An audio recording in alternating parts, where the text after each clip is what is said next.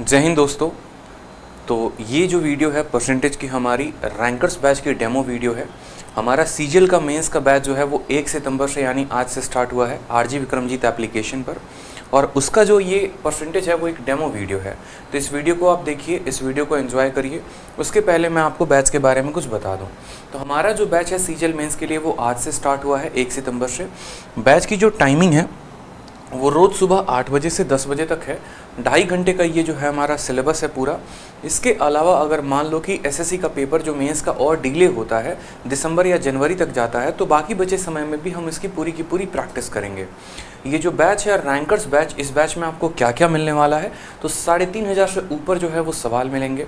15 कम से कम सीजीएल के mock test मिलेंगे, वो भी एप्लीकेशन पर, ठीक है। इसके अलावा स्पेशल वीडियो सीरीज मिलेगी कैलकुलेशन के ऊपर कि आपको 2 अंकों, 3 अंकों, 4 अंकों का गुना और भाग और जोड़ कैसे करना है। इसके अलावा जितने भी क्वेश्चंस मैं करवाऊंगा सारे के सारे अपडेटेड होंगे और लेटेस्ट पैटर्न पर होंगे। इससे क्या होगा कि हमारा एक्यूरेसी सबसे ज़्यादा रहेगा, बाकी नॉर्मल बच्चों से हम ज़्यादा मॉक टेस्ट में स्कोर कर पाएंगे और हमारा पेपर में भी काफ़ी अच्छा जो है अटेम्प्ट रेट रहेगा। तो ये बैच जो है पूरा का पूरा प्रीवियस ईयर पैटर्न पर लेटेस्ट बेस्ड है। इसके अलावा और भी जो नए सवाल बनते हैं जो पेपर में आ सकते हैं वो हम पूरा का पूरा इस बैच में इंक्लूड कर रहे हैं। पीडीएफ आप सभी के लिए फ्री है। एप्लीकेशन को डाउनलोड करेंगे, आरजी विक्रमजीत एप्लीकेशन। कौन सा एप्लीकेशन है? R G Vikramjit application. R G Vikramjit application को जाने के बाद, डाउनलोड करने के बाद आप मेंस बैच में जाएंगे, रैंकर्स बैच में। वहाँ पर जाकर इस परसेंटेज के पूरे 100 सवाल का पीडीएफ आप डाउनलोड कर सकते हैं और आप वहाँ पर अगली 2 वीडियो भी देख सकते हैं जो डेमो के लिए फ्री है वहाँ पर, ठीक है। हमारे पास बहुत लिमिटेड सीट्स है क्योंकि हम लाइफ टाइम वैलिडिटी के साथ ये बैच दे रहे हैं। ऐसा नहीं है कि सिर्फ इस बार के मेंस के लिए वैलिडिटी है। अगर आप नेक्स्ट बार के मेंस के लिए भी प्रिपेयर करेंगे या प्री के लिए प्रिपेयर करेंगे तो इसकी वैलिडिटी लाइफ टाइम है, तो वो कभी ख़त्म नहीं होगी। इतना कुछ जो है आपको सिर्फ और सिर्फ मिल रहा है 799 में। काफ़ी फास्ट रजिस्ट्रेशन हुआ है इसका और बैच आज से स्टार्ट है, तो लिमिटेड सीट है हमारे पास। आप अपना समय ना गंवाएं। अगर आप एनरोल करना चाहते हैं तो एप्लीकेशन को डाउनलोड करें और डाउनलोड करने के बाद अपना सीट कंफर्म कर लें। इसके अलावा बैच से जुड़ी कोई और भी इंक्वायरी है तो यहाँ पर आप इन 2 नंबर पर दिए गए कॉन्टैक्ट कर सकते हैं, ठीक है। बैच का नाम हमारा रैंकर्स बैच है। तो इसका मेरा सिर्फ एक ही मोटिव है कि जैसे 30 दिन 30 मैराथन में हमने आपको यूट्यूब पर पढ़ाया था और एकदम आपके परीक्षा में सवाल वहीं आए थे, डेटा तक नहीं बदला था, तो मेंस में जो पढ़ाऊंगा सवाल वहीं आएंगे। आप चाहे तो पेपर निकलने के बाद क्वेश्चन पेपर से मैच कर लेना, ठीक है। ये कॉन्फिडेंस इसीलिए है क्योंकि जो पढ़ाया है बच्चों में वहीं आया है, ठीक है। कोई बहुत 20 साल 25 साल का मेरा एक्सपीरियंस नहीं है, लेकिन जितना एक्सपीरियंस उतने में अच्छे अच्छे क्वेश्चंस को खिलाया जा सकता है और अच्छे अच्छे बच्चे को रैंकर्स बनाया जा सकता है। आप भी बन सकते हो। थोड़ी मेहनत हमारी, थोड़ी मेहनत आपकी, और फिर उसके बाद आप रैंक लेने से ज़्यादा दूर नहीं रहेंगे। तो काफ़ी कम समय आपके पास है, आप इस बैच में एनरोल करिए। इसके अलावा अगर आपको ये वीडियो पसंद आती है तो लाइक करिए और अपने प्यारे से सजेशन को कमेंट में भी कमेंट करिए, ठीक है। इसके लिए आपका सीपीओ का पूछा हुआ अच्छा सवाल है। 23 तारीख 11वें महीने 2020 में पूछा गया है। पीछे वाले सवाल में मैं आपको डिजिटल सम का कंसेप्ट दे सकता था, लेकिन डिजिटल सम आप यहाँ लगा लेते, लेकिन जैसे आपने अगला सवाल देखा यहाँ पर डिजिटल सम आप लगा ही नहीं पाते। क्यों? क्योंकि आपके ऑप्शन जो हैं वो रेंज में दिए गए हैं, 16 से 20, 11 से 15। तो इस रेंज में कोई भी वैल्यू हो सकती है। अगर रेंज में कोई भी वैल्यू हो सकती है तो डिजिटल सम का कंसेप्ट लगाना बेकार हो जाएगा, ठीक है। वो कंसेप्ट वहीं पर लगाइए जहां पर काम आए, नहीं लगा सकते जहां पर काम नहीं आने वाला है। तो ये सवाल में आपको 100% वैल्यू निकालनी ही पड़ेगी, इसमें कोई शक की बात नहीं है। आप यहाँ यूनिट डिजिट का भी कंसेप्ट नहीं लगा सकते हैं, अप्रोक्सीमेशन का भी कंसेप्ट नहीं लगा सकते हैं, डिजिटल सम का भी कंसेप्ट नहीं लगा सकते हैं। तो कहने का मतलब है कि हमें ये सवाल को पूरा हल करना ही पड़ेगा, बिना हल किए इसकी कोई गुंजाइश नहीं है। तो सवाल में हमसे कहा गया है 25% 400 का। किसी भी संख्या का 25% कितना होता है? उसका 1/4 होता है। 400 का 25% मतलब कितना हो गया हमारा? 100 हो गया। कोई दिक्कत यहाँ पर? जमा। 35% किसका? 35% 1260 का। देखो किसी भी चीज का जल्दी जल्दी हम गुना करके कैसे लिख सकते हैं। अगर मानो मुझे यहाँ पर, ठीक है, 35% निकालना है, मुझे मान लीजिए कि यहाँ से मुझे 35% निकालना है, 45% निकालना है, तो उस सभी का ट्रिक मैं आप लोगों को बता रहा हूँ। 35% किसका निकालना है हमें? 35% 1260 का निकालना है। अब देखो यहाँ पर मान लो कि हमने कहा हमारा 1260 है और इसका मुझे 35% निकालना है। तो एक तो तरीका ये हो गया कि इसको 35 से गुना करके 100 से भाग करें, 0 से 0 खत्म, 5 से 7 बार में, 5 से 2 बार में और 2 से जो है हमारा 61 बार में, फिर 7 एकम 7 और 7 छक 42, हम ऐसे लिखे 427। एक तरीका ये हो गया। दूसरा तरीका जो आपको सोचना है, देखो चाहे 25% बोले, 35% बोले, ठीक है, 45% बोले, 55% बोले, आधे की बात करें, कोई दिक्कत की बात नहीं। हम कैसे सवालों को हल करेंगे। किसका बोला गया है, देखो 1260 का बोला गया है आपको। तो आपको एक बात पता होनी चाहिए, किसी भी संख्या का 10% कितना होता है। किसी भी संख्या का 10% उसको 10 से भाग कर दीजिए, वही हो जाएगा। मतलब अगर 1260 है, अगर मुझे इसका 10% निकालना है तो पीछे से एक संख्या को गायब कर देंगे, या यूं बोलेंगे पीछे से एक संख्या पर डेसिमल लगा देंगे या उसको 10 से भाग कर देंगे। ये इसका 10% हो गया। अगर मुझे 1% पता करना है, मान लो इस संख्या का 1%, तो पीछे से 2 अंकों के बाद जो है वो डेसिमल लगा देंगे। अगर मुझे 0.1% पता करना है तो पीछे से 3 संख्या के बाद डेसिमल लगा देंगे। इस तरीके से हमारा काम होते रहता है। अब फायदा क्या होगा वो समझो। जैसे मान लो मैंने आपको कहा 1260 है, सबसे पहले 1260 से मैंने आपको कहा कि इसका 10% पता करिए। तो आप बोलेंगे सर 1260 का 10% पता करना है, मतलब पीछे से क्या करना होगा, एक जीरो हटाकर लिख देना होगा, मतलब 126 हो जाएगा। कोई दिक्कत की बात यहाँ पर कितना हो जाएगा, 126 हो जाएगा। अब मान लो मुझे 11% पता करना है कि 11% जो है वो इसका कितना होगा। तो आप बोलेंगे सर 11% का मतलब होता है 10% और प्लस 1%। क्लियर है। किसी भी संख्या का 10% कितना होगा, पीछे से एक जीरो हटा दीजिए, यानी 126। ठीक है। और 1% कितना होगा, तो पीछे से 2 अंक के बाद डेसिमल लगा दीजिए, 1 अंक और 2 अंक, 2 अंक के बाद दशमलव लगा दीजिए, यानी 12.6। ठीक है। पीछे से 2 अंकों के बाद क्या लगा दीजिए, डेसिमल लगा दीजिए। अब देखिए यहाँ पर 126 और 12 कितना हो गया, 138.6 जो हो गया वो हमारा कितना हो गया, इसका आंसर हो गया 138.6। ठीक है।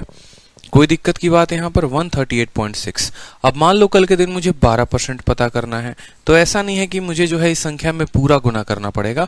12% का मतलब 10% और 2%। समझिएगा मेरी बात को। धीरे धीरे आप लोगों की स्पीड बन जाएगी तो आप लोग भी जो है मेरी तरह काफी तेजी में कैलकुलेशन कर पाएंगे।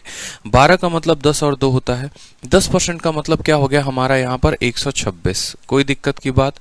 और 2% का मतलब क्या हो गया कि यहां से हमें डेसिमल लगाना है 2 अंकों के बाद 12.6 और फिर उसका क्या करना है, दोगुना कर देना है।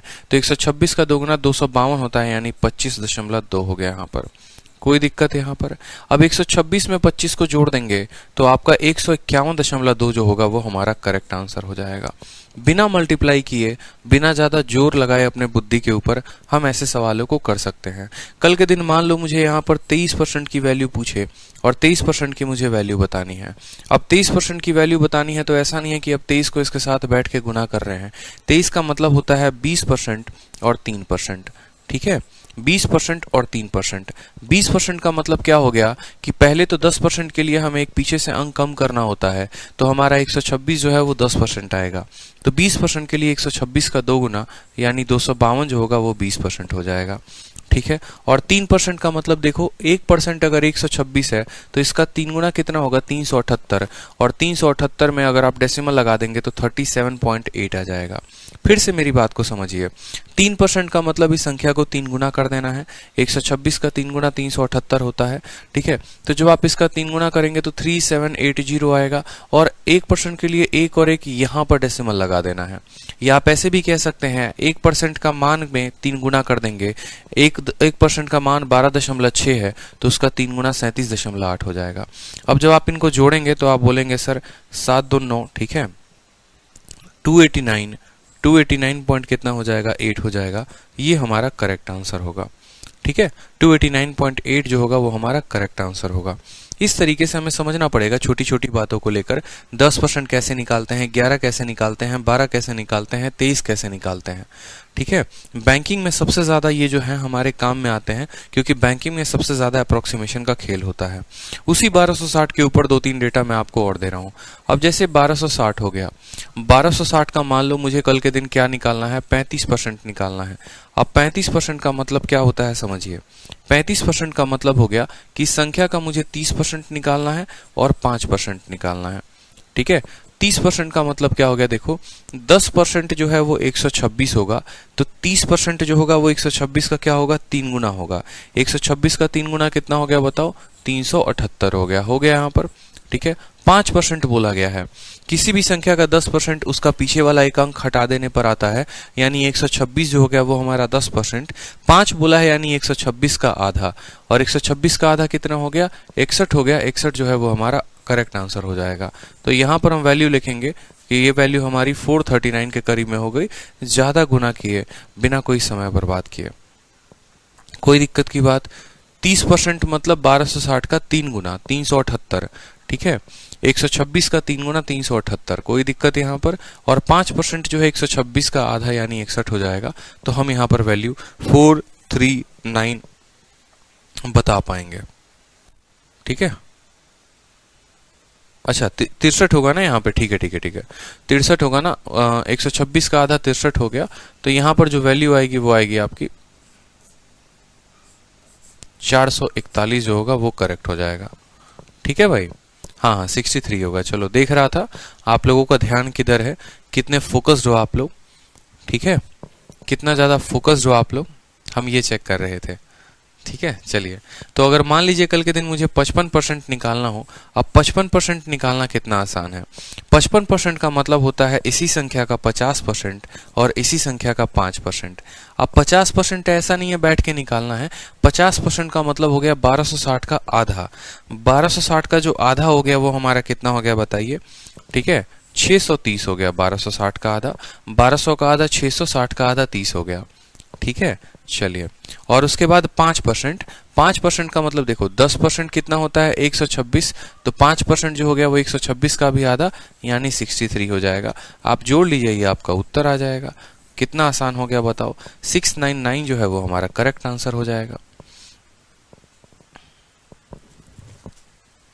सॉरी 699 कह रहे हैं, 693, बिल्कुल 693 जो है वो हमारा करेक्ट आंसर हो जाएगा। ठीक है, तो इस बात का जो है हमें ध्यान रखना है कि किसी संख्या का 55% ऐसा नहीं है कि उसको गुना करने पर ही आएगा, कि नहीं 1260 का 55% निकालना है तो 1260 को जो है वो 55 से गुना करेंगे और तब 100 से भाग करेंगे, ऐसा नहीं करना है। ठीक है, 55 का मतलब क्या हो गया, उसका आधा और फिर 10% का आधा, तो 693 जो होगा वो हमारा करेक्ट आंसर हो जाएगा। ठीक, तो चलिए इसी तरीके से एक बार इस सवाल को जो है हम सॉल्व करते हैं और सवाल को देखते हैं। 400 का 25% मतलब 100 हो गया। 35% बोला गया है। अब 35% देखो, पहले 126 का जो है, देखो 1260 का 10% कितना होगा, 1260 का 10% 126 होगा, तो 30% कितना होगा, तो बोलेंगे सर 126 का 3 गुना 378 हो जाएगा। ठीक है, 5% का मतलब 126 का आधा यानी कितना हो जाएगा, 63 हो जाएगा। तो यहाँ पर लिखेंगे 8 और 3 11, 7 6 14, 4 4 1 कितना आ जाएगा, 441। कैलकुलेशन अगर अच्छी होगी तो जल्दी जल्दी आप लिख पाएंगे यहाँ पर। ठीक है, फिर आपको 1800 का 27% निकालना है। ठीक है, 1800 का 27% निकालना है कि 27% ऑफ 1800।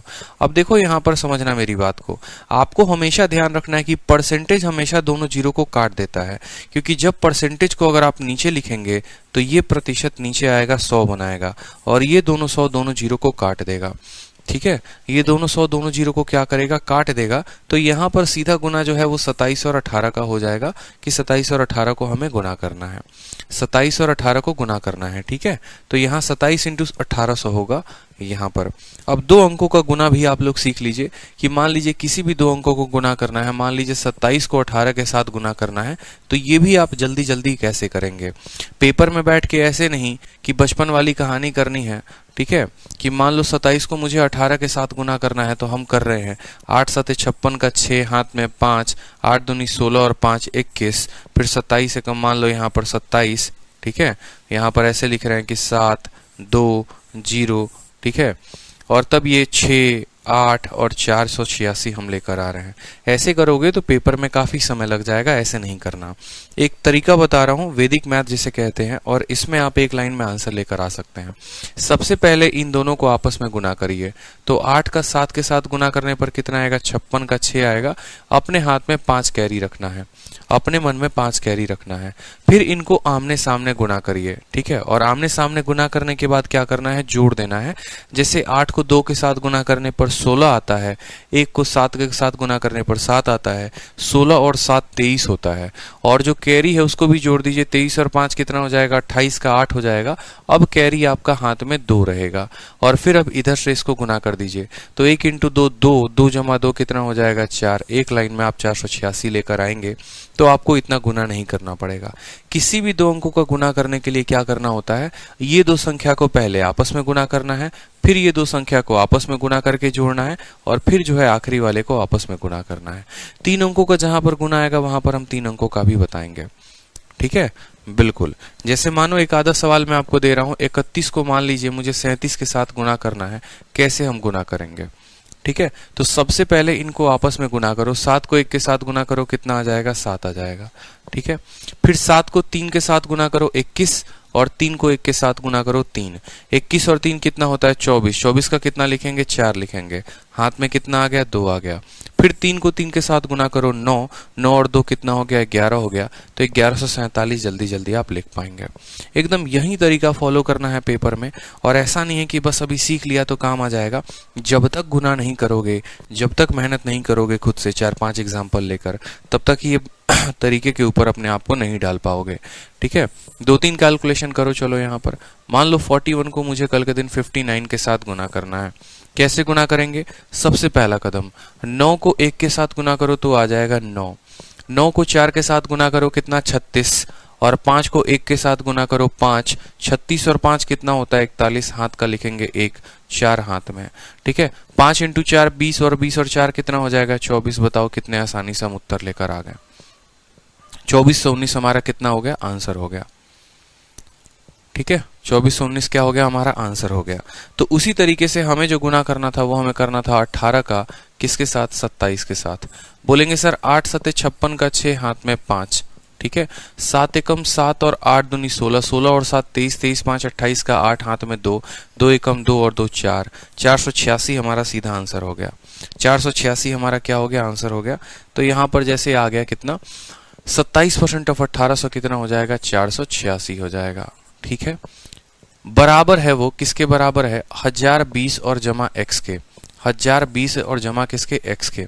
अब देखो ऐसा नहीं है आपके पेपर में, अब फिर से मैं बोलूं, कैलकुलेशन आपकी इतनी स्पीड में होनी चाहिए कि ऐसा नहीं कि आप 0 1 और 1 ऐसे कर करके जोड़ रहे हैं कि पहले आप फिर इसको 100 लिखते हैं, फिर आप 441 लिखते हैं, और फिर आप 486 लिखते हैं, और फिर आप बोले कि 6 और 1 7 हो गया, 8 4 12 हो गया, 4 4 8 1 9 और 1 10 हो गया। ऐसा नहीं करना है पेपर में आपको बैठकर, बिल्कुल भी ऐसा नहीं करना है। ऐसे आपकी जिंदगी खराब हो जाएगी। जिस तरीके से अगर मैं आपको बोलता हूं कि 3 को 5 के साथ जोड़ो, आपका तुरंत उत्तर होता है 8। उसी तरीके से आपको उतनी ही मास्टरी जो है वो 2 अंकों की संख्या में करनी है। उसी तरीके से उतनी ही मास्टरी जो है वो 3 अंकों की संख्या में करनी है। यानी कल के दिन अगर मान लो आपको क्या करना है, आज के बाद सुबह से ही 71 63 57, ठीक है, मान लो 62, ऐसे बैठ गए, 4 संख्या को ले लिया, कोई भी 2 अंकों की संख्या, और इनको ऐसे जोड़ते चले गए। अब ये नहीं कि 2 और 7 9 9 3 12 12 और 1 3 13 का 3 हाथ में 1, ठीक है। 7 6 13 13 और 5 18 18 और 6 24 24 और 1 25, ऐसे करके 253 लेके आ रहे हैं। नहीं, ऐसे नहीं करना है। अगर आप चाहो तो बेस वाला फॉर्मूला इस्तेमाल कर सकते हो, या फिर आप चाहो तो सीधा जोड़ सकते हो। 70 60 जो हो गया, 130 हो गया, 134 134 और 7 जो हो गया आपका, ऐसे सोच लो 134 और 50 जो है आपका 184 184 7 191 190 और 6 कितना होता है, 225 253 आ जाएगा। सीधा यहाँ पर जोड़ लेंगे, बात खत्म। तेजी तेजी में जोड़ना है आपको, ऐसा नहीं बैठकर। जैसे मानो तेजी तेजी कहने का मतलब क्या हो गया, जैसे 12 है, 13 है, 17 हो गया, 19 हो गया। अब मान लो इसको जोड़ना है तो तेजी तेजी में जोड़ेंगे। 12 13 25 25 10 35 35 7 या 42 42 10 52 52 9 61 सीधा लिख देंगे 61। तेजी तेजी में ये 2 अंकों की संख्या का है तो इसी तरीके से 3 अंकों का संख्या आपने ले लिया 161 100 मान लो 86, ठीक है, 927 या 957 और फिर इनको तेजी तेजी में एक एक साथ ऐसे ऐसे लेकर चलना है आपको। ये नहीं कि पहले एक बार इक्याई जोड़ेंगे, फिर एक बार दहाई जोड़ेंगे, फिर एक बार सैकड़ा जोड़ेंगे, बिल्कुल नहीं करना। एक ही साथ डिजिट्स को उठाने हैं और उनको साथ जो है वो ऐड करना है। कंसेप्ट ऑफ एडिशन बहुत अपने आप में काम की चीज होती है, उसके ऊपर अगर आप काम करेंगे तो बहुत अच्छे से कर पाएंगे। कंसेप्ट ऑफ एडिशन का मतलब क्या हो गया, जैसे मानो जैसे आप गुना करते हो ना, कल के दिन मान लो एक अंकों की कोई भी संख्या हमने लिख दी आपको, तो आपको जो है एक ही बार में तो उसको जोड़ देते हो, ठीक है। जैसे मानो ये मैंने लिख दिया तो आप इसको ऐसा नहीं करते कि अलग अलग तरीके से जोड़ते हो, जोड़ते जाते हो। 1 और 2 3, 3 3 6, 6 7 13, 13 8 21, 21 और 9 कितना हो गया 30 हो गया। लिखते हो कि नहीं लिखते हो बताओ, एकदम 30 लिखते हो। फिर 2 अंकों पर शिफ्ट हो जाओ एक बार, मान लो 2 अंकों पर बात करें तो 40 हो गया, 65 हो गया, 71 हो गया मान लो, ठीक है। 71 के साथ मान लो 69 हो गया और मान लो इनको हमको जोड़ना है तो कैसे शिफ्ट हो गए, तो फिर सभी दोनों संख्याओं को एक साथ लेना है और एक ही साथ लेते। 40 और 65, रुक जाओ यहाँ पर, 40 और 65 कितना 105, 105 और 70 कितना हो गया 175, 175 और 1 कितना हो गया 176, 176 और 9 कितना हो गया बताओ जल्दी से, 176 और 9 जो हो गया 185 और 185 और 60 कितना हो गया 245। सीधा आपका कैलकुलेशन इस तरीके से चलना चाहिए। ये नहीं कि पहले इक्याई के स्थान को जोड़ेंगे फिर दहाई के स्थान को जोड़ेंगे। मैच भी कर सकते हो, 9 5 14 और 1 15 का 5, ठीक है, 7 6 13, 13 6 19, 19 4 23, 23 1 24, कोई दिक्कत की बात। तो मेरा कहने का मतलब है कि जब चल रहे हो तो दोनों संख्या को साथ में लेकर चलो। ऐसा नहीं कि पहले इक्याई को जोड़ो फिर दहाई को जोड़ो, ये आपका बहुत समय बर्बाद करेगा। जैसे मानो 2-3 संख्याओं की मैं बात करता हूँ, 63 हो गया, 52 हो गया, 58 हो गया, अब 77 हो गया। मान लो इनको मुझे जोड़ना है। अब ये नहीं कि मैं इक्याई को अलग जोड़ूं और दहाई को अलग जोड़ूं, पेयरिंग का काम करो, पेयरिंग का भी काम कर सकते हो। पेयरिंग का काम कैसे हो सकता है, इसका 3 और इसका 7 मिलकर आपको क्या बना देगा, 0 बना देगा। तो 7 6 13 और 1 14, 140 तो यही हो गए। 6 5 11 और 1 12 ये हो गए, ठीक है। तो 140 और 112 कितना हो गया 260 हो गया। सीधा का सीधा लिखेंगे उत्तर, ठीक है। या एक एक स्टॉप बढ़कर भी आगे जा सकते हो, ठीक है। एक एक स्टॉप बढ़ने का मतलब क्या हो गया, ऐसे 63 और 52, 6 5 11 115, ठीक है। देखो यहाँ पर 6 5 11 115, 115 और 60 हो गया 100 आपका 75, ठीक है। 75 और 8 कितना हो गया आपका। इस तरीके से आप जोड़कर तेजी तेजी में लेकर वैल्यू आ सकते हैं, ये आपके ऊपर है, ठीक है। बिल्कुल 2-2 अंकों की संख्या साथ में पकड़ कर लेकर चलनी है। अब जैसे मानो इससे फायदा क्या होगा, 3 अंकों की संख्या हमने कल के दिन दे दी, 340 मान लो, 650 हो गया, 540 हो गया मान लो यहाँ पर, या 560 हमने लिख दिया, ठीक है। और 560 के अलावा मान लीजिए कि 730 हमने लिख दिया या 731 हमने लिख दिया मान लीजिए। अब ऐसा नहीं होना चाहिए कि आप पहले इक्याई के स्थान को जोड़ते हैं, फिर दहाई के स्थान को जोड़ते हैं, फिर सैकड़े के स्थान को जोड़ते हैं। ऐसा करते रहेंगे तो जीवन बीत जाना है। एक ही बार तीनों संख्या को उठाना है और साथ साथ जोड़ते चले जाना है। जैसे 340 और 65 आप ऐसे जोड़ो ना जैसे एक अंकों की संख्या को जोड़ रहे हो। 300 और 600 900, 990 हो गया, 1000 कम, 1000 में 10 कम, 990 में 10 दे दिया तो 1000 हो गया, 1000 1550, 15 7 22 50, 22 50 और 22 और 3 कितना हो गया 22 50 22, बताओ 81 जो होगा वो हमारा करेक्ट आंसर हो जाएगा। 2281, 2281 जो हो गया करेक्ट आंसर। बिल्कुल एक और तीनों संख्या को साथ में पकड़ते गए और हम जोड़ते गए यहाँ पर, ठीक है। देख लो एक आ गया 6 3 9 9 5 14 14 4 18 का 8 हाथ में, ठीक है। और 7 5 12 12 6 18 18 3 21 और 1 22 हो गया, ठीक। तो स्पीड में इतने तेजी तरीके से हमें एडिशन करना है कि जैसे लगे कि हम एक अंकों की संख्या को ऐड कर रहे हैं। क्यों, इसका फायदा क्या होगा, कल के दिन मानो मुझे 1634 को 1574 के साथ और 1500 जो है 61 के साथ मुझे जोड़ना है। तो ऐसा नहीं कि पहले मैं एक अंकों को जोड़ रहा हूँ, फिर दूसरे वाले को जोड़ रहा हूँ, फिर तीसरे वाले को जोड़ रहा हूँ, फिर चौथे वाले को जोड़ रहा हूँ। 3 संख्या के लिए मैंने 4 बार जोड़ा, ये गलती नहीं करनी है। जोड़ते गए लिखते गए, जोड़ते गए लिखते गए, जोड़ते गए लिखते गए। तो ये इसके ऊपर मास्टरी कौन करेगा? क्या इसको मैं सिखाऊंगा कि कैलकुलेशन कैसे करना है? हमने तो आपको बता दिया लॉजिक की, देखो दो दो संख्या को पकड़ते चलो और आगे बढ़ते चलो। मतलब यूँ समझो ट्रेन यहाँ से चली तो वापस उस स्टेशन पर नहीं जानी चाहिए, यहाँ से चली है अगले स्टॉप पे रुको, यहाँ के सवारी को भरो, फिर अगले स्टॉप पे रुको, वहां के सवारी को भरो, फिर अगले स्टॉप पे रुको, वहां के सवारी को भरो, टोटल पैसेंजर की संख्या आ जानी चाहिए, बात खत्म। ठीक है, इसमें कोई टीचर किसी स्टूडेंट को सिखाता नहीं है, इसके ऊपर कोई स्टूडेंट खुद पर ही काम करता है और जितने अच्छे से वो काम करता है उतना अच्छा उसका स्किल बनता है। ठीक है, तो ये आपको ध्यान रखना है इस तरीके से। तो जैसे यहाँ पर कहा गया ना कि इनको जोड़ना है, तो ऐसा नहीं कि बैठकर पहले इक्याई के स्थान को जोड़ा है, नहीं। 100 और 441 541 हो गए, 500 और 400 941 हो गए। ठीक है, अब जैसे 41 हो गया यहाँ पर कि आपका 941 है और उसमें कितना जोड़ना है आपको? 86 जोड़ना है। तो अब दो तरीके हो सकते हैं, या तो इसमें जो है पूरा कर दो, या फिर आपको पता होना चाहिए 46 और 41 कितने हो गए। अब ये बैठ के नहीं सर 6 और 1 7 8 4 12, ठीक है, और यहाँ बैठ के 1027 दे रहे हैं, नहीं। आपकी स्पीड काफी अच्छी होनी चाहिए।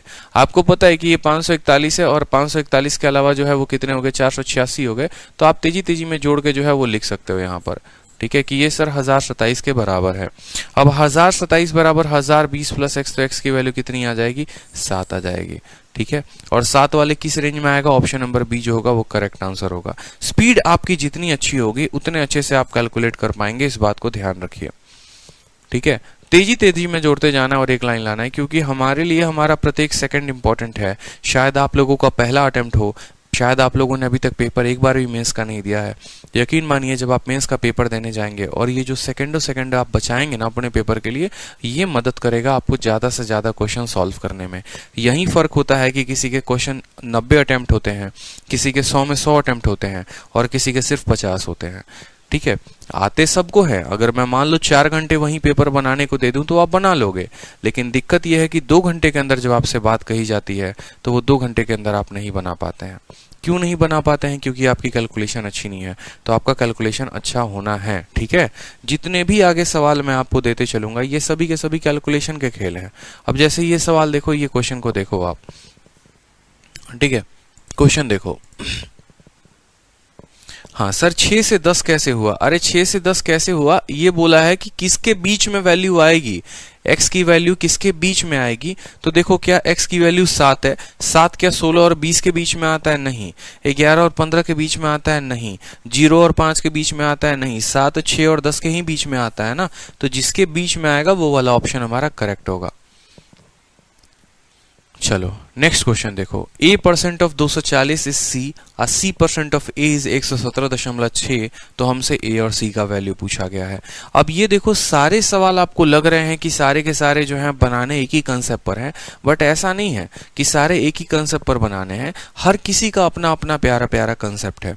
और कंसेप्ट की बात अगर हम करेंगे तो जैसे यहाँ पर कंसेप्ट क्या लगता है, कल भी मैंने जैसे यूट्यूब पर पढ़ाया था और आज भी मैं आप लोगों को बता रहा हूँ कि अगर मानो यहाँ पर बोला जाए a% ऑफ b, यूट्यूब पर नहीं अपने बैच में दूसरे वाले बैच में कराया था मैंने, कि a% ऑफ b अगर बोले मान लो, तो आपको ये बात को ध्यान रखना है कि a% ऑफ b जो होता है वो बराबर होता है b% ऑफ a के। a% ऑफ b जो होगा वो बराबर होगा किसके? b% ऑफ a के। a% of b is equal to b% of a। कहने का मतलब क्या है, अगर हम मान लो यहाँ पर बोलते हैं, ठीक है, कि 10% ऑफ किसका निकाल दो? 250 का निकाल दो।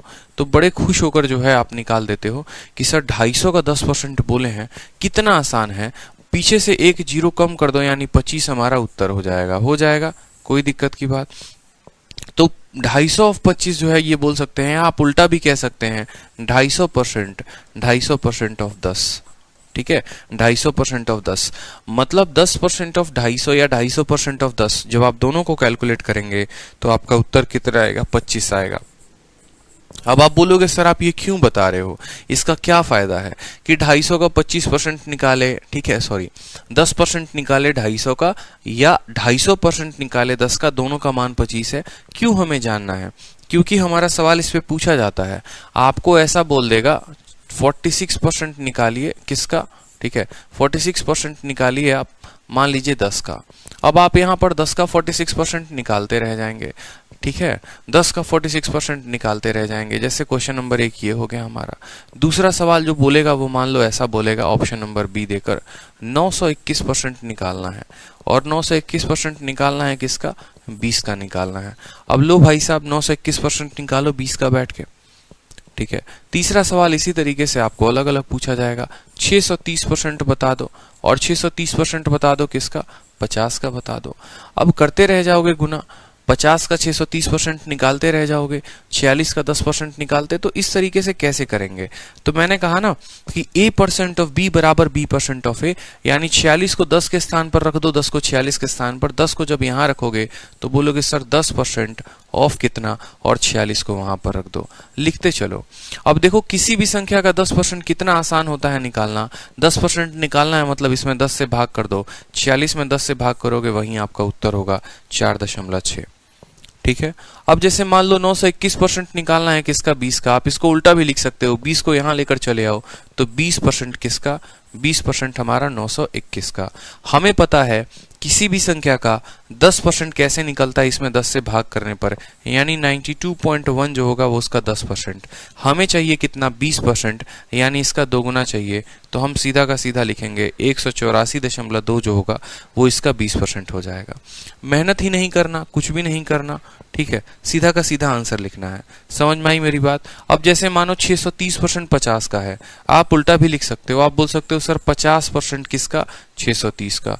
50 को इसके स्थान पर, 630 को उसके स्थान पर, प्रतिशत अपने जगह पर फिक्स रहेगा। किसी भी संख्या का 50% क्या होता है? उसका आधा होता है। तो 630 का आधा क्या होगा बताओ जल्दी से? 315 जो होगा वो हमारा करेक्ट आंसर हो जाएगा। 315 जो हो गया वो हमारा क्या हो गया? करेक्ट आंसर हो गया। तो ऐसे हम मल्टीप्लाई को बड़े आसानी तरीके से समझ सकते हैं कि ये % ऑफ b बराबर b% ऑफ a। इसको और टफ कैसे बनाया जा सकता है समझो। कल के दिन मान लो आपको ऐसा बोला जाए 12.67%, ठीक है, 12.67, 1 मिनट, यहां पर ऐसा लिखा जाए मान लो, ठीक है, बहुत टफ बनाया जा सकता है इसमें, ठीक है। जितना ज्यादा जो है यहाँ पर मान लीजिए कि 1263% ऑफ किसका? ऑफ 11 का, ठीक है, 1263% ऑफ किसका? 1263% 11 का। अब 11 का बैठ के 1263% निकालेंगे, 1263% निकालेंगे? बिल्कुल नहीं, आपको जो है 1263% नहीं निकालना है, आपको 11 को इसके स्थान पर रखना है, ठीक है, और 1263 को उसके स्थान पर रखना है।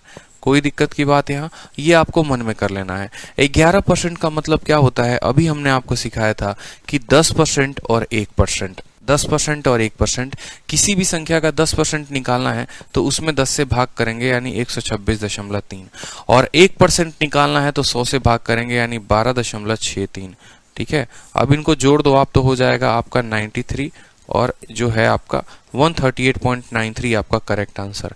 तो इतनी बड़ी संख्या का 11% निकालना था, या फिर ऐसे बोलो 1263% 11 का निकालना था, ठीक है। कितना आ गया हमारा? हमने कहीं गलती की है क्या? हमने कहीं गलती कर दी क्या? कोई गलती नहीं की है। 138.93 हमारा करेक्ट आंसर हो गया, ठीक है। कोई दिक्कत की बात यहाँ पे समझ में आ रहा है? बताओ जल्दी से। 1263% 11 का निकालना था, इसको हम ऐसे भी कह सकते हैं 11% ऑफ 1263, ठीक है। 1263 का 10% 126.3, और फिर यहाँ पर एक और डेसिमल लगा दिया 12.1, ठीक है, तो 138.93। क्लियर हो गया? अब जैसे मानो इस सवाल को थोड़ा सा टफ और कैसे बनाया जाएगा वो भी देख लो। क्वेश्चन में जैसे मान लो आपके सामने सेम कह देता है 1263% निकालो, लेकिन 11.1 का निकालो, 11.1 का निकालो। अब 11.1 का 1263% निकालोगे तो कैसे निकालोगे? फिर मैंने क्या कहा आपको कि आप इसके जगह पर यहाँ रख दो, उसके जगह पर वहां रख दो, यानी आप ये भी कह सकते हो 11.1% किसका? 1263 का। कोई दिक्कत की बात? 11.1 का मतलब क्या होगा? 11.1 में आएगा 10%, 1% और 0.1। 11.1% किस किस चीजों से बना है? 10% से बना है, 1% से बना है और 0.1% से बना है। बना है कि नहीं बना है? बोलो हाँ या ना। 10% निकालने के लिए, 1% निकालने के लिए और 0.1। इस संख्या का 10% निकालना है, मतलब इसमें 10 से भाग करेंगे तो ये आएगा। 1% निकालना है, फिर इस वाले में 10 से भाग कर दो, यानी 12.63 आएगा। और 0.1% निकालना है तो 1.263 आ जाएगा। सबको जोड़ दो, यहाँ पर 3 हो गया, 9 हो गया, 6 3 9 2 11, ठीक है। 6 2 8 1 9 1 10 और 2 1 3 1 4, 140.193 हमारा आंसर आ जाएगा। तो बिना मल्टीप्लाई किए अगर आपको तरीका नहीं पता होता तो आप क्या करते, आप 1263 को जो है वो 11.1 के साथ गुना करके 100 से भाग लगाते और आप गुना करते रह जाते और आपका काफी समय बर्बाद हो जाता। तो ये चीज हमें नहीं करनी है। क्लियर हो गया? बताओ जल्दी से, कुछ नया सीखने को मिल रहा है, ठीक है। तो जो सवाल हमारा बोला गया है a% ऑफ 240, ठीक है। पहले तो इस सवाल को हम लोग हल कर लेते हैं, इसमें कोई दम नहीं है, CHSL का सवाल है। a% ऑफ 240 का मतलब क्या हो गया, यहां पर देखते चलिए।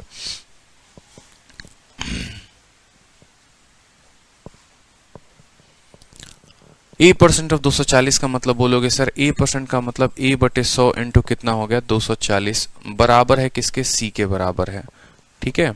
तो यहां से a/c का सीधा वैल्यू आ जाएगा कि आपका a/c बराबर कितना हो गया 100/240 हो गया। आपको यहां पर क्या करना है, जब भी कोई क्वेश्चन दे तो उसका जो है इक्वेशन लिख लेना है। अगर a% 240 का c के बराबर है, a% 240 का c के बराबर है तो a/c 100/240 हो जाएगा, ठीक है। पहला वाला क्वेश्चन हो गया हमारा। दूसरा इन्होंने क्या बोला है वो भी देख लो। दूसरा बोला है c% ऑफ a बराबर, c% ऑफ a का मतलब क्या हो गया, c/100 इंटू a बराबर कितना है, सवाल में 117.6 दे रखा है, ठीक है। तो a प्लस सी की वैल्यू बोली गई है, a प्लस सी की वैल्यू बोली गई है, कोई दिक्कत की बात नहीं है, ठीक है। अब ऐसा नहीं है यहाँ पर कि जो है आपको a प्लस सी का वैल्यू यहाँ से गुना करके बता देना है, नहीं। a% ऑफ 240 जो है वो हमारा c के बराबर है, तो आप यहाँ पर ये भी लिख सकते हो c का मान a के तुलना में, c का मान जो है वो a के तुलना में, वैल्यू बताइए कितना होगा।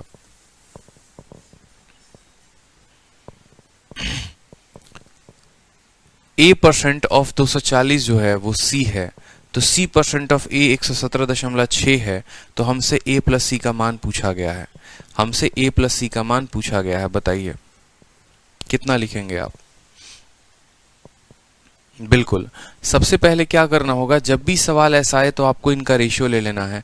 0 से आपका 0 खत्म, 5 से काटेंगे 2 से तो आपका कटेगा 5 बार में और 12 बार में। तो आप बोलेंगे सर a/c बराबर 5/12 के हो जाएगा।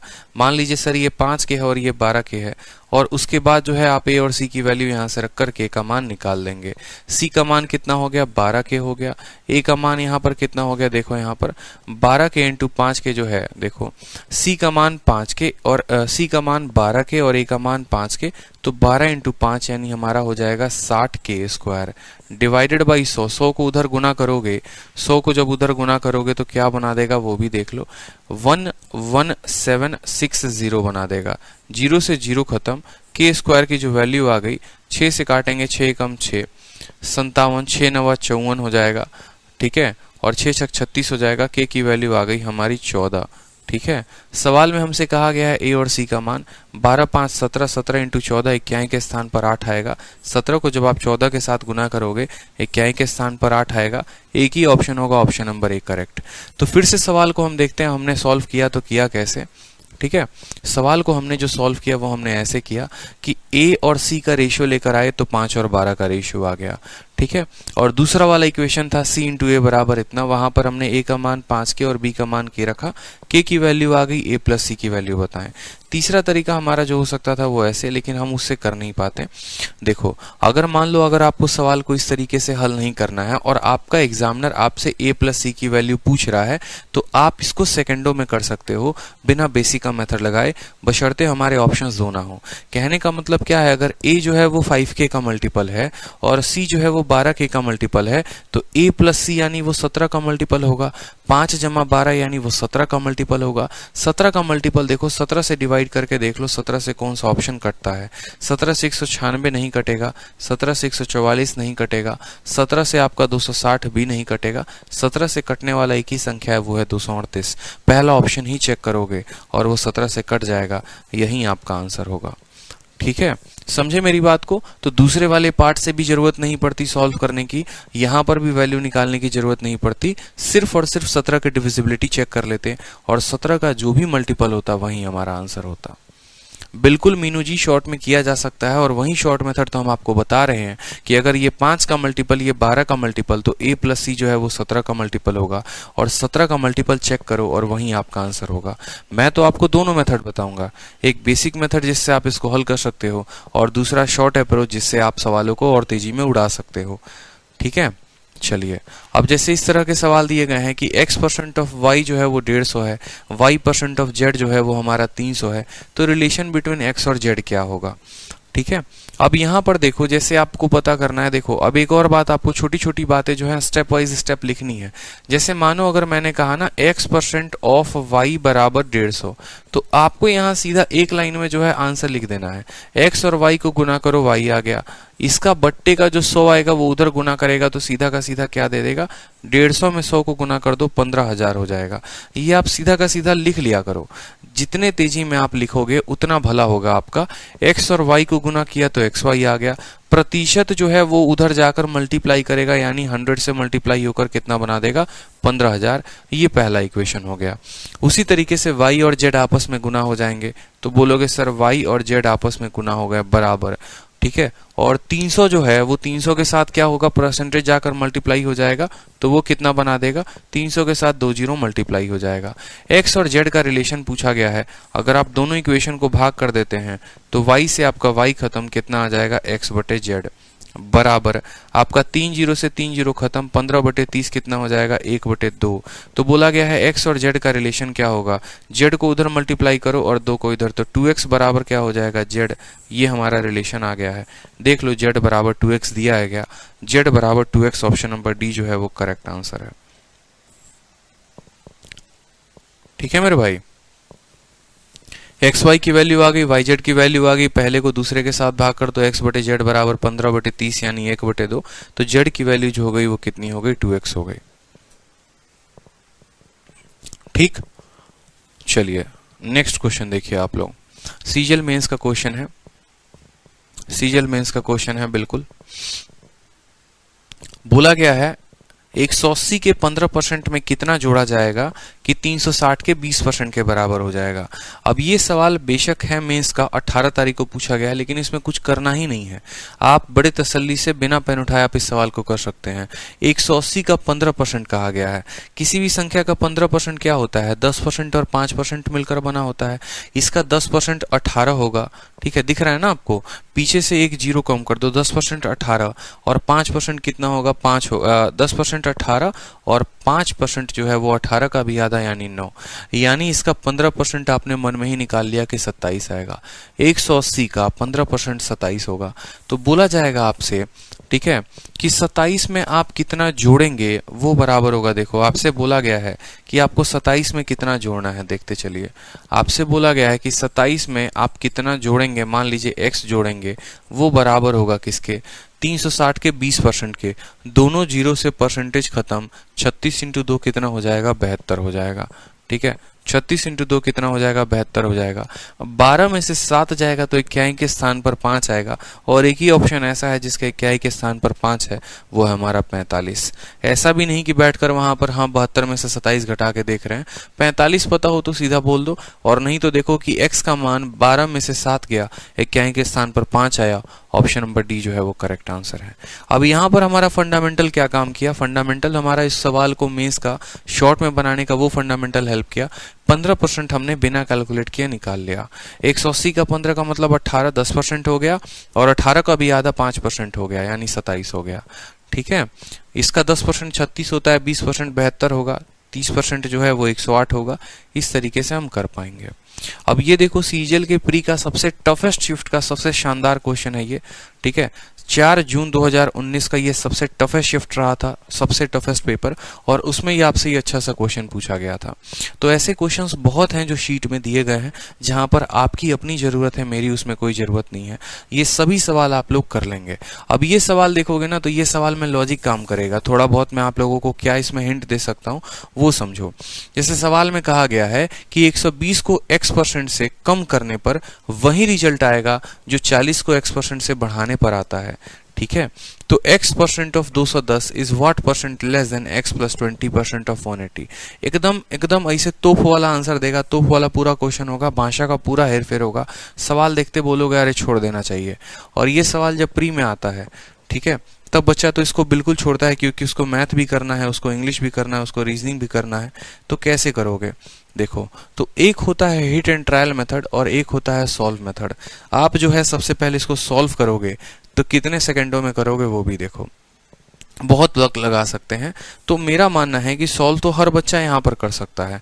सॉल्व करने की बेसिक विधि भी हम आपको बता देंगे, लेकिन सोचो कि हमें 120 को x% से कम करना है। समझना मेरी बात को, ठीक है। 120 एक संख्या है यहाँ पर, और यहाँ पर एक दूसरी संख्या जो है वो 40 है। इसको x% से जो है वो कम करना है, और इसको x% से है जो वो बढ़ाना है। और ऐसा करने के बाद जो है वो दोनों के दोनों क्या हो जाते हैं? बराबर हो जाते हैं। ठीक है, 120 और 60 जो है वो दोनों बराबर हो जाता है। अब एक बात को सोचो, अगर इनको बराबर होना पड़ेगा ना, तो कभी भी इनको जो आप बढ़ाओगे वो हमेशा जीरो वाले मल्टीपल से बढ़ाओगे। मतलब या तो ये 10% x की वैल्यू क्या हो सकती है वो बता रहा हूँ। x की वैल्यू या तो 10 हो सकती है, 20 हो सकती है, 30 हो सकती है, 40 हो सकती है, 50 हो सकती है, 60 हो सकती है। ऐसा नहीं हो सकता कि x की वैल्यू 11 आ जाए, 22 आ जाए, या फिर 37 आ जाए। क्यों? क्योंकि यहाँ इकाई के स्थान पर 7 है, और फिर उनका मल्टीप्लिकेशन बड़ा लंबा हो जाएगा। इसके इकाई के स्थान पर 0, इसके इकाई के स्थान पर 0। जब दोनों के इकाई के स्थान पर 0 होता है तो बीच वाली संख्या भी ऐसी आएगी जो 0 ही होगी, और बीच वाली संख्या भी ऐसी होगी जो मल्टीप्लाई बड़े आसानी तरीके से आप इनको कर पाओगे। नहीं तो अगर मान लो 22% हो गया, तो 22 का मतलब इसका यूनिट डिजिट कुछ और आएगा, और यहाँ पर कुछ और आएगा, वो बड़ा हेक्टिक सा माहौल बन जाएगा। ठीक है, तो अगर आप हिट एंड ट्रायल से करो तो देखो, अगर मान लो मैं सीधा का सीधा उठाता हूँ यहाँ 50%, ठीक है, मान लो 50%, मैं सीधा x का मान 50 उठा रहा हूँ, तो मुझे पता है कि अगर मैंने इसको 50% से कम कर दिया, मतलब मैंने इसको आधा कम कर दिया, तो आधा कम करने के बाद 120 आधा कम होकर कितना हो जाएगा? 60 हो जाएगा। और इसको 50% से बढ़ा देंगे, 40 का 50% 20 होता है, इसमें 20 जोड़ देंगे तो ये 60 के बराबर हो जाएगा। तो x का मान हमने क्या लिया? 60 लिया। अब बोलोगे सर आपने 50 ही क्यों उठाया, आपने 10 क्यों नहीं उठाया? कारण है, आपका कैलकुलेशन तेज कैसे होता है? आपके बुद्धि के वजह से। आप खुद सोचो ना, एक बहुत बड़ी संख्या है और एक बहुत छोटी संख्या है। आप ऐसे समझ लो, इस बहुत बड़ी वाली संख्या को इस छोटी वाली के बराबर करना है, मतलब मुझे x का मान बहुत बड़ा लेना पड़ेगा। हम 10 से शुरुआत क्यों करें जब हमें पता है कि हमें 120 को 40 तक लेके आना है, मतलब 1/3 तक लेके आना है? तो कम से कम 40 या 50% से इस्तेमाल करो तो फायदे में रहोगे। 50% सीधा उठाया, दिख गया कि हाँ भाई साहब ये 50% से 60 हो जाता है, और 50% बढ़कर ये कितना हो जाता है? 60। तो सवाल को पढ़ते ही पूरी दुनिया सॉल्व करने में लगेगी। आप सवाल पढ़ते ही समझ जाओगे x की वैल्यू भैया 50% आ गई है। अब हमसे क्या बोला गया है? बोला गया है देन x% ऑफ 210, यानी 210 का कितना? 50%। 210 का 50% कितना हो गया? 105 हो गया। ठीक है, वो बोला गया है is what percent less than, वो कितना परसेंट कम है? 50 और 20 70%। 70% ऑफ किसका? 70% ऑफ 18, यानी 105 जो है वो 18 के या 180 के, ठीक है, 70% के कितने के बराबर? तो 7 × 18 हमारा यहाँ पर हो जाएगा। समझिए मेरी बात को, मैं क्या कहना चाह रहा हूँ। x की वैल्यू आपकी 50 आ गई, तो 50% 210 का कितना होता है? 105 होता है। ठीक है, वो बोला है कि वो संख्या कितने प्रतिशत कम है? जब भी आपके सवाल में आपसे ये पूछे मैं तुमसे कितना परसेंट कम हूं, मैं तुमसे कितना परसेंट ज्यादा हूं, कभी भी आपको वास्तविक मान नहीं बताना होता है, उनके वास्तविक मान को लेकर नहीं चलना होता है। हमें हमेशा उन दो लोगों का रेशियो लेना होता है। जैसे अगर मानो ए की जो पास है, ए के पास मान लो 100 रुपए हैं, ठीक है, और बी के पास मान लो 300 रुपए हैं, तो अगर मान लो ऐसा पूछा जाए जो ए है वो बी से कितना % ज्यादा है, या ए के पास कितने रुपए ज्यादा हैं किसके तुलना में, बी के तुलना में, तो फिर 300 में से 100 घटाओगे, बोलोगे 200, 200 रुपए ज्यादा हैं किसकी तुलना में, बी के तुलना में, तो 200 बटे 300 लिखोगे तो भी आपका उत्तर 2 बटे 3 इंटू 100 आएगा, मतलब 66.66% आएगा। अब यही सवाल अगर आपका ऐसा डेटा ना देकर ऐसा भी दिया जा सकता है, ये हमारा ए है और ये हमारा बी है, ए के पास 112 रुपए हैं, बी के पास जो है वो 336 रुपए हैं, और तब बोला जाएगा बताओ ए के पास जो है वो इससे कितना कम रुपए है, ए के पास बी की तुलना में कितना कम है, इसको घटा रहे हैं। कभी भी अगर आप लेंगे तो आप इनका सीधा का सीधा क्या ले लिया करिए, इनका रेशियो ले लिया करिए। 112 और 336 किस अनुपात में, 1:3। 100 और 300 किस अनुपात में, 1:3। आप बोलेंगे ए के पास 1 रुपए, बी के पास 3 रुपए, कितने की कमी है, 2 की। 2 की कमी है 3 के ऊपर, 2 बटे 3 कितना होता है, 66.66। तो हमेशा जो है हमें रेशियो लेना होता है, कभी भी हमें एग्जैक्ट वैल्यू नहीं लेना होता, इस बात को समझेंगे। तो दूसरा वाला जैसे मानो यहाँ पर बोला गया था ये वाली वैल्यू दूसरे वाले से कितना कम है, तो आप इसका पहले मान लिख दो 105। दूसरे वाला जो हो गया वो कितना हो गया, 70% 180 का, दोनों 0% को कटा देंगे, यानी 7 इंटू 18। कोई जरूरत नहीं है गुना करने की, अब 7 से कट्टम कुटाई खेलो, 7 से एक बार में 7, ठीक है, और 35 हो गया 5 बार में, 15 और 18 आ गया ना, तो 5 अनुपात कितना हो गया, 5:6 हो गया। अब आपसे ये बोला गया है सवाल में कि ये % जो है वो इससे कितना कम है, 5 जो है वो 6 से कितना कम है, 1/6, और 1/6 16 सही 2/3 होता है। तो बेशक जो सवाल आपको काफी टाइम टेकिंग लगे, लेकिन असल में बस करना इतना ही था और 1 सेकंड में आपका आंसर आ जाता। मेंस की तैयारी जो है ना, बेसिक चीजें सीखकर नहीं होती हैं, आपको एडवांस बनना पड़ता है, ठीक है। चाहे आपके पास कोई मिसाइल ही क्यों ना है, कोई देश के पास कोई बंदूक ही क्यों ना है, अगर वो एडवांस नहीं है तो वो कंट्री कभी एडवांस नहीं होगी और कभी आगे नहीं बढ़ पाएगी। जैसे पहला तरीका हमने इस सवाल में सोचा कि x के जगह पर हम 50 ले लेते, क्यों लेते, 120 को 40 तक पहुंचाना है, x को बहुत बड़ी संख्या होनी पड़ेगी और एक के स्थान पर 0 होना पड़ेगा, मतलब x को हमने हिट एंड ट्रायल से मान लिया 50 मानते ही सेटिस्फाई कर गया। उसके बाद हमसे बोला गया है कि 210 का 50% यानी वो हो गया 105, और 70% किसका, 180 का। 70 और 180 में दोनों में 0 आते हैं, दोनों के एक 0% को काट देंगे, यानी 7 इंटू 18। मुझे इनका जो है ये बोला गया ये वाला डेटा इससे कम कितना है, तो ऐसा नहीं इसको गुना करेंगे फिर घटाएंगे फिर इतना बट्टे में लिखेंगे, नहीं, इन दो लोगों का अनुपात देख लो, 5:6 में है, मतलब 5 जो है वो 6 से कितना कम है, तो 1/6, और 1/6 16 सही 2/3 है। बताइए तो क्या ये क्लियर हुआ आप लोगों को? क्या आप आगे से ऐसे सवाल कर पाएंगे? क्या हम इतना उम्मीद करें? बताइए, हो पाएगा?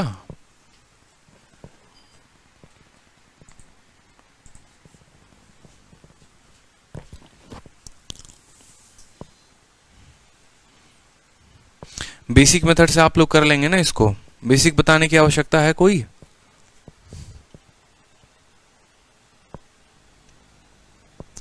क्या यहां पर कोई भी बेसिक बताने की आवश्यकता है कि हाँ बेसिक से भी बता दीजिए सर?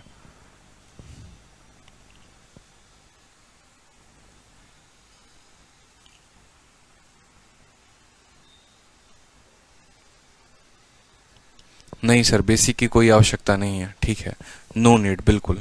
चलिए, बेसिक तो आप लोग होशियार है, समझ ही रहे हैं। चलिए अगला सवाल देखिए CHSL का, एकदम तेजी में बनाइए। सवाल में कहा गया है रेणु का जो इनकम है वो 10% कम है सुधा के इनकम से, और सुधा का इनकम जो है वो 10% ज्यादा है 3000 से, तो रेणु का इनकम कितना होगा बताओ। अब देखो उल्टा सवाल में चला करो, रेणु से पहले सुधा पर गए और सुधा जो है देखो रेणु और सुधा है, ठीक है, तो रेणु सुधा से 10% ज्यादा है और सुधा जो है वो 3000 रुपए से 10% ज्यादा है, यानी अल्टीमेट जो है यहाँ पर बात की गई है कि अगर सुधा की इनकम 3000 है तो रेणु जो है सुधा की इनकम 3000 का 10% ज्यादा यानी 3300 हो जाएगा, और 3300 को भी फिर 11 के साथ गुना करना होगा, मतलब जो हमारा ऑप्शन आएगा देखो यहाँ पर, बिल्कुल बिल्कुल बिल्कुल आप लोगों के कमेंट दिख रहे हैं, आप लोगों के बिल्कुल जो है वो कमेंट दिख रहे हैं। 3300 का भी 10% यानी 9 त्रिके 27 और 29 70 जो होगा वो हमारा ऑप्शन हो जाएगा 2970। देखते चलते हैं सवाल में क्या आया, तीनों को लिखो यहाँ पर, रेनू हो गई, सुधा हो गई, सब लिखो यहाँ पर, कोई दिक्कत नहीं। ये रेनू हो गई और ये सुधा हो गई और ये हमारा 3000 रुपये हो गया। बोला गया है सुधा के पास इससे 10% ज्यादा है। 10% ज्यादा है, किसी भी संख्या का 10% कितना होता है? 300। जैसे मानो इसका 10% निकालना है तो 10 से भाग कर देंगे, यानी अगर 3000 रुपये है तो इसका 10% 300 हो गया। तो सुधा के पास जो है वो पैसे हो जाएंगे 3300 रुपये हो जाएंगे, ठीक है। और रेनू के पास इससे 10% कम है, इससे 10% कम है, मतलब इसका 10% कितना हो गया? एक जीरो कम कर दो, 330। अब 3300 में से 330 कम करोगे तो 2970 जो है वो आपका करेक्ट आंसर हो जाएगा। तो रेनू के पास कितना है? 2970 is the correct answer. Sheet में दिया गया है 3300, तो इसका मतलब क्या? आप शीट को 3300 आंसर देंगे, जो आपका आंसर आएगा आपको वो देना है। शीट में गलत भी हो सकता है आंसर ना, किताबों की क्या हो, कुछ भी हो सकती है। रेनू की आय सुधा के आय से 10% कम है और सुधा की आय 3000 से 10% अधिक है। 3000 का 10% हो गया 300, तो यानी 3300, और 3300 का जो है वो यहाँ पर क्या हो गया आपका, ठीक है। चलिए ओके, नेक्स्ट क्वेश्चन देखो।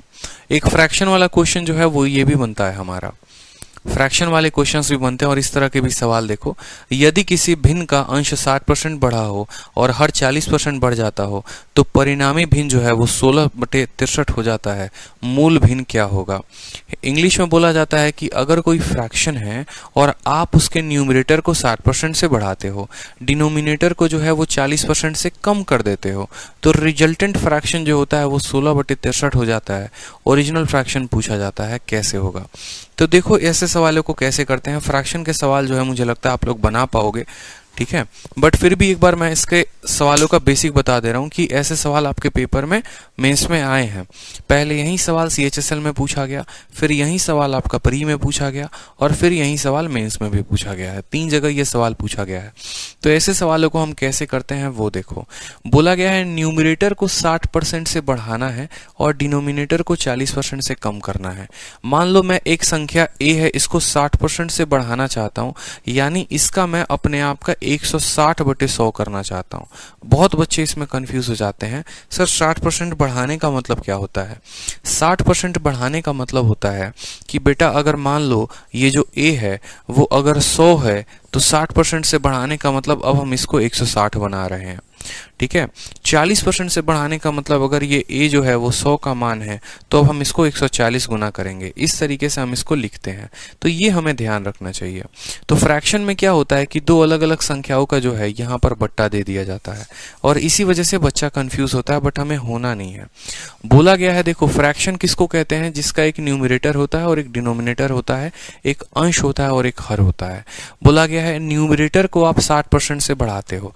मान लो आपने न्यूमरेटर को कहा कि सर न्यूमरेटर मेरा a है, ठीक है। ये अगर 100 का मान है तो 60% से बढ़ाने का मतलब इसको 160 के साथ गुना कर दिया, ठीक है। डिनोमिनेटर जो है सर हमारा b है, ठीक है। उसमें क्या कर रहे हैं सर? उसको 40% बढ़ा रहे हैं, यानी ये अगर 100 का मान है तो 40 बढ़ाने का मतलब इसको 140 के साथ गुना किया। और इस तरीके से जो हमारा फ्रैक्शन आ गया वो कितना आ गया? 16 कितना हो गया? 63 हो गया। तो हमसे बोला गया है बताइए ओरिजिनल फ्रैक्शन यानी a/b का जो मान होगा वो कितना होगा? एकदम सरल सवाल है, कोई दिक्कत की बात नहीं है। दोनों जीरो से दोनों जीरो स्वाहा हो जाएंगे, आपका 1 जीरो से 1 जीरो हो जाएगा, ठीक है। ऊपर का 16 जो है इस 16 को काट देगा, ठीक है। और यहाँ पर जो है 14 ऊपर लेकर जाओगे तो 14 यहाँ जैसे 7 से 2 बार में कटेगा, 7 से 9 बार में कटेगा और ये 2 ऊपर चला जाएगा, तो a/b जो है वो बराबर हो जाएगा किसके? 2/9 के। सीधा सीधा आंसर दे सकते हैं, it is equal to 2/9 which is option number D, ठीक है। कोई दिक्कत की बात है यहाँ पर, कोई परेशानी की बात? बहुत बच्चों को दिक्कत होती है कि सर 100 को हम 100 के साथ नहीं काट सकते हैं, तो ये भी आप एक फंडामेंटल देख लीजिए। अगर मान लीजिए कल के दिन हम ऐसा लिख दें a/b, ठीक है, बराबर होगा c/b के, मान लो ऐसा लिख दें, तो आपको हमेशा इस बात का ध्यान रखना है कि ऊपर वाली संख्या ऊपर वाले को काटती है, नीचे वाली हमेशा नीचे वाले को काटती है। ऐसा नहीं कर सकते कि a के साथ जो है आपने c की कटिंग कर दी, ऐसा नहीं होता है। ऊपर वाला ऊपर वाले को काटता है, नीचे वाला नीचे वाले को काटता है। ये हमारा कटिंग का नियम हो गया। दूसरा तरीका आप ऐसे समझो क्यों ऐसा होता है, तो जब हम a/b को लिखते हैं c/d के बराबर, तो इसका मतलब ये होता है कि आपको कुछ नहीं करना करना, दोनों ऊपर वाले को जो देखो सबसे टॉप वाले को और सबसे नीचे वाले को गुना कर दो। ये पूछा जाता है ये किसके बराबर है, तो इसका वैल्यू जो होता है वो कैसे लिखते हैं, तो सबसे ऊपर वाले को सबसे नीचे वाले के साथ गुना कर देते हैं, यानी वो बन जाता है AD, और बीच वाले दोनों को आपस में गुना कर दो, ये हो जाता है BC, तो ये हो जाता है AD अपॉन BC के बराबर। इसीलिए A हमेशा C को काटता है, A हमेशा C को काट सकता है, और B जो है वो हमेशा D को काटता है, B D को काट सकता है। समझ में मेरा बात आया? ठीक है। जब हम A बटे B बराबर C बटे D लिखते हैं, जैसे मानो एक छोटा सा सवाल आपके पेपर में आ गया कल के दिन, मान लो कि 3 बटे 4, ठीक है, भाग करेंगे 5 बटे 6 के साथ या 5 बटे 6 के साथ, तो इसका मतलब क्या होगा, सबसे टॉप वाले को सबसे नीचे वाले के साथ गुना करो, 3 इंटू 6 कितना हो गया 18, ठीक है, और बीच वाले को दोनों में आपस में गुना करो, 18 बटे 20 यानी 9 बटे 10 जो होगा वो हमारा आंसर हो जाएगा। ठीक है, कंफ्यूज नहीं रहना है पेपर में बैठ के, कौन ऊपर चला जाएगा, कौन नीचे चला आएगा, कौन कहाँ जाएगा, बिल्कुल नहीं, हमें इस बात का ध्यान रखना है। यही छोटी छोटी बातें हैं जो आपको कंफ्यूजन देती हैं, कोई बड़ी बातें नहीं है जो पेपर में आपसे नहीं बनते। ठीक है, घंटे को सेकंड में ही बदलने में दिक्कत होता है। ठीक है, चलो अगला सवाल देखो, बोला गया है यदि 60% किसी संख्या का 120 ज्यादा है 20% ऑफ द नंबर, तो 28% उस संख्या का 33 सही 1/3% से कितना कम होगा। मैंने कहा था ना कि कंसेप्ट पे अच्छे सवाल पूछे जाएंगे। मेंस का पूछा हुआ क्वेश्चन है 12 सितंबर 2019 को, मतलब 2018 में 3 पेपर हुए थे, 11, 12 और 13 को, और 2019 में 3 पेपर हुए थे 15, 16 और 18 को, तो ये 12 सितंबर का क्वेश्चन है। अच्छा क्वेश्चन है। सवाल में कहा गया 60% ऑफ अ नंबर, ठीक है, कोई नंबर इज 120, मान लो वो नंबर को आप x मानते हो, ठीक है, तो 60% ऑफ x, 60% ऑफ x बराबर होगा, ठीक है, 120 more than, 120 more than, 120 more than का मतलब होता है प्लस, लेस देन का मतलब होता है minus, 20% of the number, 20% of the number मतलब यहां पर ऐसे समझ लो। ठीक है, देखो जल्दी जल्दी करना है तो कैसे कर सकते हो, उस नंबर को ही 100x मान लो, ये आपका काम आसान कर देगा।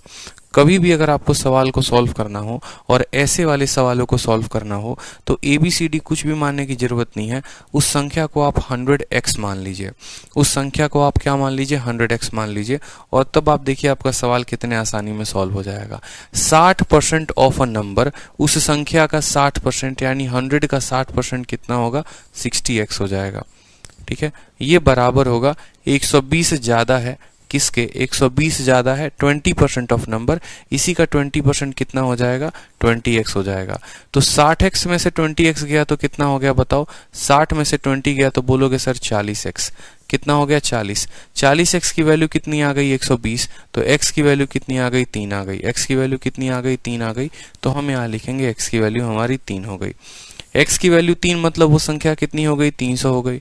ठीक है, उसके बाद हमसे बोला गया है then 28% of a number is less than 33% of the number by. ठीक है, किसी संख्या का 28% उसके 33.5%, 33 सही 1/3 से कितना कम है, यानी 5 सही 1/3% हमसे पूछा गया है उस संख्या का। ठीक है, बिल्कुल, देखो मेरे कहने का मतलब क्या है, x की वैल्यू 3 आ गई तो वो संख्या जो हो गया वो कितना हो गया, वो संख्या जो हमने 100 माना था वो संख्या हमारी 300 आ गई। अब मैं आपसे बोलता हूं कि मान लो ये हमारा 100 है, इसका 20% इसके 40% से कितना कम है, तो ऐसा नहीं कि आपको 20% निकालना है फिर 40% निकालना है और फिर कम करना है, नहीं, इसका 20% इसके 40% से कितना कम है, मतलब 40 में से 20 घटाना है, हमसे इसका 20% का मान पूछा गया है। इसका 20% इसके 70% से कितना कम है, मतलब 70 में से 20 50% का मान पूछा गया है। तो वहीं आपको बोला है कि इस संख्या का 28% इसके 33 सही 1/3 से कितना कम है, तो 33 में से 28 घटाओ 5, 5 सही 1/3, यानी उस संख्या का 5 सही 1/3 पूछा गया है। 5 होल 1/3% पूछा गया है किसका, उस संख्या का, यानी 300 का पूछा गया है। परसेंटेज से इसके दोनों जीरो खत्म हो जाएंगे, 5 3 15 1 16, 16/3 से 3 को गुना करेंगे तो 16/3 का गुना 3 के साथ 3 खत्म हो जाएगा, उत्तर कितना आएगा 16 आएगा। ठीक है, फिर से समझ लो, संख्या को हमने 100x माना तो 100x का जो है वो 60% हो गया 60x, बराबर 120 प्लस 20, यानी 40x का मान 120 तो x का मान 3, तो पूरी संख्या का मान 300 हो जाएगा। ये हमारी संख्या का मान हो गया, दिस इज 300। ये हमारी संख्या हो गई 300 के। उसके बाद हमसे कहा जाता है कि उस संख्या का 28% उसके 33 सही 1/3 से कितना कम है। मतलब इन दोनों का अंतर कितना आ गया, 5 सही 1/3। 5 सही 1/3 पूछा गया उस संख्या से। प्रतिशत से दोनों जीरो खत्म। 16/3 को 3 के साथ गुना करेंगे तो 16 आ जाएगा। ठीक है, चलो स्टेप्स को जितना रिड्यूस करोगे उतना फायदे में रहोगे। ठीक है, चलिए नेक्स्ट देखिए मेंस का क्वेश्चंस। आप लोगों को साथ के साथ मैं पूरे मेंस के क्वेश्चंस प्रैक्टिस करवाते चल रहा हूं ताकि आपका पूरा फायदा होता रहे, कहीं पर कोई कमी नहीं आए। ठीक है, और आप फिर ये ना कहें कि सर मेंस के क्वेश्चन नहीं बन रहे हैं, पूरा बनाना है आप लोगों को। अब सवाल देखोगे तो ए जो है वो बी से 25% ज़्यादा है, बी जो है वो 40% कम है सी से, सी जो है वो 30% डी से ज़्यादा है। तो बताओ ए जो है वो डी से कितना परसेंट कम है। अब इस तरह के सवालों को देखिए बहुत अच्छे सवाल बनते हैं, जहां पर ए की तुलना बी के साथ, बी की तुलना सी के साथ, सी की तुलना, हर कैटेगरी का एक एक क्वेश्चन आपको शीट में मिलेगा।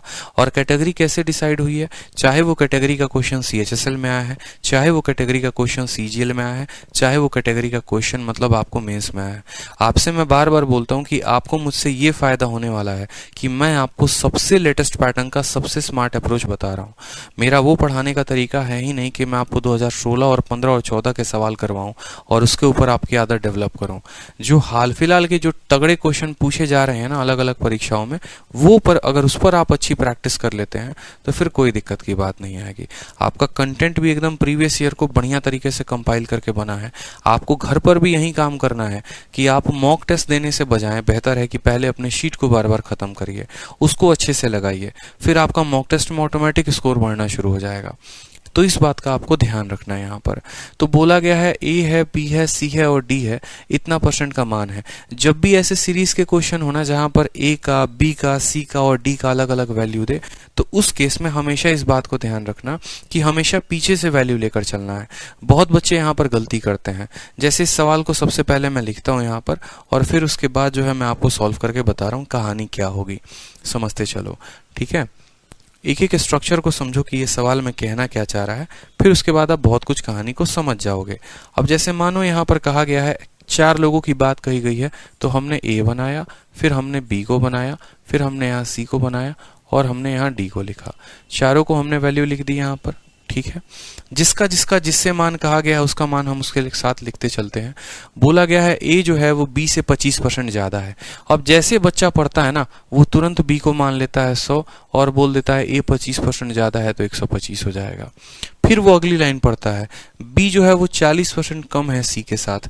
फिर वो बोलता है अच्छा यार अब तो गड़बड़ हो गया, चलो कोई ना रेशियो मेथड का इस्तेमाल कर लेते हैं, एक काम करते हैं इसको 100 मान लेते हैं, तो इससे 40% कम ये कितना हो जाएगा, 60 हो जाएगा। ठीक है, चलो कहानी यहीं तक नहीं सिमटी थी। फिर उसके बाद वो एक कदम और आगे पढ़ता है तो बोलता अच्छा सी 30% ज्यादा है डी से, तो बोलता है यार अब कैसे सॉल्व करें, तो एक काम करो डी को 100 ले लो, तो ये 30% ज्यादा है मतलब 130 हो जाएगा। फिर सबका वो गुना करने में बैठा लगा रहता है बेचारा। ठीक है, तो ऐसे नहीं करना है। आप एक काम करो, जब भी ऐसा सवाल आए ना, आपको पीछे से आगे की तरफ बढ़ना है। जो 100 आप ए को मान रहे थे, अब आपको ए को 100 नहीं मानना है, आपको पीछे से आगे की तरफ बढ़ना है। आप बोलेंगे सर हमारा डी जो है वो 100 हो जाएगा, और सवाल को भी जो है आखिरी लाइन से पहले लाइन की तरफ पढ़ना है। ये एक अच्छे बच्चे का तरीका होता है जिसको 200 में 200 लेकर आना है। ठीक है, सवाल में पीछे से आगे की तरफ बढ़ेंगे और क्वेश्चन भी जो है पीछे से नीचे से ऊपर की तरफ बढ़ेंगे। सवाल में अब आपको देखिए बोला गया डी, अब डी का रिलेशन देखो किसके साथ है, तो सी जो है वो 30% डी से है। ठीक है, सी 30% ज्यादा है, इससे 30% ज्यादा है मतलब कितना है, ये 130 है। आपको पीछे की तरफ बढ़ना है। अब सी का रिलेशन देखो बी के साथ क्या रहा है, तो बोला गया है बी जो है वो 40% इससे कम है, इससे 40% कम है मतलब इसका 60% है। 13 का 60% कितना होता है, 13 छक्का 78 हो जाता है, कितना लिख देंगे, 78 लिख देंगे। इससे 40% कम होने का मतलब क्या है कि इसका 60% ही है, और 130 का 60% का मतलब 13 को 6 के साथ गुना करना है, तो 78 हो गया। अब बी का रिलेशन ए के साथ देखो क्या बोला गया है। ठीक है, तो ए 25% ज्यादा है। 25% का मतलब क्या होता है कि 78 अगर मान लो यहाँ पर 4 का मान है, तो ए जो होगा ये 5 होगा, बताओ जल्दी से। 25% की वैल्यू क्या होती है? 25% की वैल्यू जो होती है वो 1/4 होती है। ठीक है, यानी 4 का मान दिया गया है और उसमें एक ज्यादा यानी 5 का मान बताना है। तो 4 से अगर आप करोगे तो 4 से आप काटो, 4 एकम 4, गुना करके लिख सकते हो, बाकी जरूरत नहीं है, ऐसे भी लिख लो कि 78/4 इंटू 5। क्या पता हमसे रेशियो पूछा जाए, हम किसी का कुछ भी मान नहीं बता सकते हैं, तो हमें गुना करने की आवश्यकता नहीं है। हमने ए का मान बड़े आसानी से लिख दिया, बी का मान लिख दिया, सी का मान लिख दिया, डी का मान लिख दिया। क्वेश्चन में हमसे बोला गया है then by what percent A is less than D. ठीक है, ए जो है वो डी से कितना कम है, तो देखो गुना करने की कोई आवश्यकता ही नहीं थी। हमारा ए का तुलना डी के साथ किया गया है, तो बीच वाली सभी वैल्यू को गायब कर दो, किसी की कोई आवश्यकता ही नहीं है। ए जो है वो डी से कितना कम है। अब आपके पास 78/4 इंटू 5 है। इन दो लोगों का, मैंने कहा ना, जब भी दो लोगों का तुलना करना होता है, जब भी दो लोगों का जो है परसेंटेज बताना होता है, मैं तुमसे कितना कम हूं या तुम मुझसे कितना ज्यादा हो, तो हमेशा इनका रेशियो लो। रेशियो लेकर बना लो जल्दी से, ऐसा नहीं गुना करो नहीं, रेशियो लेना है। रेशियो लोगे यहां पर तो क्या करोगे, देखो 5 से तुरंत जो है काटो 100 को कितनी बार में, 20 बार में, और ये 4 इधर चला जाएगा, तो 20 इंटू 4 कितना हो जाएगा, 80। तो आपसे ये बोला गया है जो 78 है वो 80 से कितना कम है। 78 80 से कितना कम है बताओ। 78 80 से कितना कम है, किसके साथ, देखो तो 2 कम है, और किससे पूछा गया है, 80 से, तो जिससे पूछा जाएगा वो। बहुत बच्चे गलती करते हैं, 2 बच्चे 78 भी लिखते हैं, वो भी नहीं करना। 78 80 से कितना कम है, तो 2 80 से कितना कम है, 2/80 इंटू हमारा हो जाएगा 100। 0 से 0 खत्म, ठीक है, 2 से 4 बार में खत्म, और 4 इसको काटेगा तो 2.5 जो है वो हमारा करेक्ट आंसर होगा। 2.5 ऑप्शन नंबर बी। डायरेक्ट ए से डी तक नहीं जा सकते हैं, नहीं जा सकते हैं मेरे भाई। पहले डी का रिलेशन सी के साथ है, सी का रिलेशन बी के साथ है, और बी का रिलेशन ए के साथ है, तो हम जो है डी से ए तक जाएंगे इस तरीके से करके। क्लियर हो गया? बताइए जल्दी से।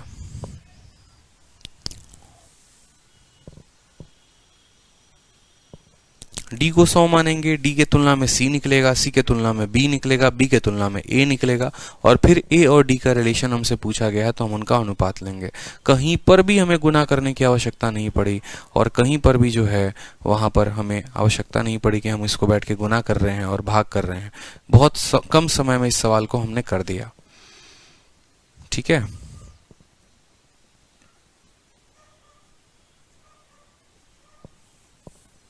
ठीक है, चलिए अगला सवाल देखिए। अगला सवाल क्या कहा गया है? अगला सवाल आपसे कहा गया है मीनू बिल्कुल डायरेक्ट आप कर सकते हो, रेशियो की वजह से कर सकते हो। अब आप देखोगे ना तो उतना गुना करने बैठोगे मीनू तो उतना समय आपके पास नहीं है।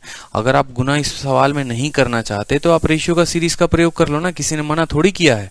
अगर आप रेशियो का प्रयोग करना चाहते हो तो आप कर सकते हो कि आप इसको बोलोगे सर ये ए है, ये बी है, ये सी है और ये डी है। अगर मान लो कोई स्टूडेंट एकदम कसम खा लिया है हमको बिल्कुल भी गुना नहीं करना है चाहे कुछ भी हो जाए, एकदम ऐसा वाला कसम खा के वो बैठा हुआ है कि नहीं सर हमसे कुछ भी करवा लीजिए हम तो गुना करेंगे ही नहीं, तो उस स्टूडेंट के लिए ये वाला कदम है कि आप डी को यहाँ पर 100 मान लो। ठीक है, आप डी को 100 मान लो। उसके बाद बोला गया है सी जो है वो 30% ज्यादा है डी से, सी इससे 30% ज्यादा है, तो बोलोगे 100 का कितना है, 13/10 है, ये सी का मान हो गया। फिर बी बोला गया है कि उससे 40% कम है, यानी आप बोलोगे सर 100 का, ठीक है, 13/10 का 40% कम यानी 6/10 हो जाएगा। फिर बोलोगे ए इससे ज्यादा है, तो फिर ये कितनी बार लिखते जाओगे, जितनी बार लिखोगे उतने देर में तो सवाल बना लोगे। तो ये सब जो बकवासबाजी है नहीं करना पेपर में बैठ के। ठीक है, थोड़ा सा गुना करोगे ना वो ज्यादा सही रहेगा यहाँ पर, ऐसा नहीं कि एकदम भी गुना नहीं करें, समय की बर्बादी होगी उससे और कुछ नहीं होगा। अब ये सवाल को देखो, ये भी सवाल काफी अच्छा आपसे पूछा गया है कि एक परीक्षा है जिसमें ए को 10% ज्यादा नंबर आते हैं बी से, बी को 20% ज्यादा आता है सी से, सी को 32% कम आता है डी से। अगर ए को 272 नंबर ज्यादा आता है सी के साथ तो बताओ बी को कितना मिलेगा। क्योंकि हमने जो है पूरी आत्मा पढ़ रखी है प्रीवियस ईयर की कि पैटर्न क्या है।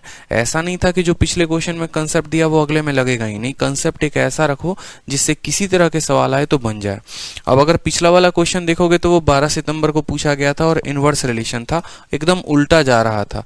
सेम तरीके से यहाँ पर देखोगे तो ये भी इनवर्स रिलेशन है, एकदम उल्टा जा रहा है। ठीक है, तो सबसे पहले यहाँ पर देखो 4 लोगों की बात हुई है तो यहाँ पर भी 4 संख्याओं को लिख दो। ये ए है, बी है, सी है और क्या है, डी है। ठीक है, और जिसके साथ रिलेशन बोला गया है बताते चलो। सवाल को कहां से पढ़ेंगे, एकदम नीचे से आखिरी वाले लाइन से। सी को जो है 32% कम मिलता है डी के साथ, तो आप बोलेंगे सर अगर डी को हम 100 मानते हैं तो इससे 32 कम मिलता है, मतलब 68 मिलता है। कोई दिक्कत की बात यहाँ पर, 32 कम मिलता है मतलब कितना मिलता है, 68 मिलता है। फिर बी को 20% ज्यादा मिलता है किससे, सी से। किसी भी संख्या का 10% जो हो गया वो उसको 10 से भाग करने से हो गया।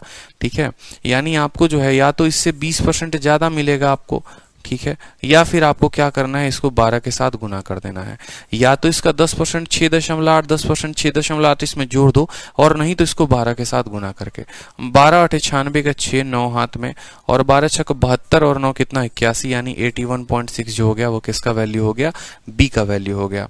ठीक है, कि इससे 20% ज्यादा है, यानी इसका 120% है। इसी का कितना परसेंट है, 120% है। कोई दिक्कत की बात यहाँ, या इसका 12/10 है।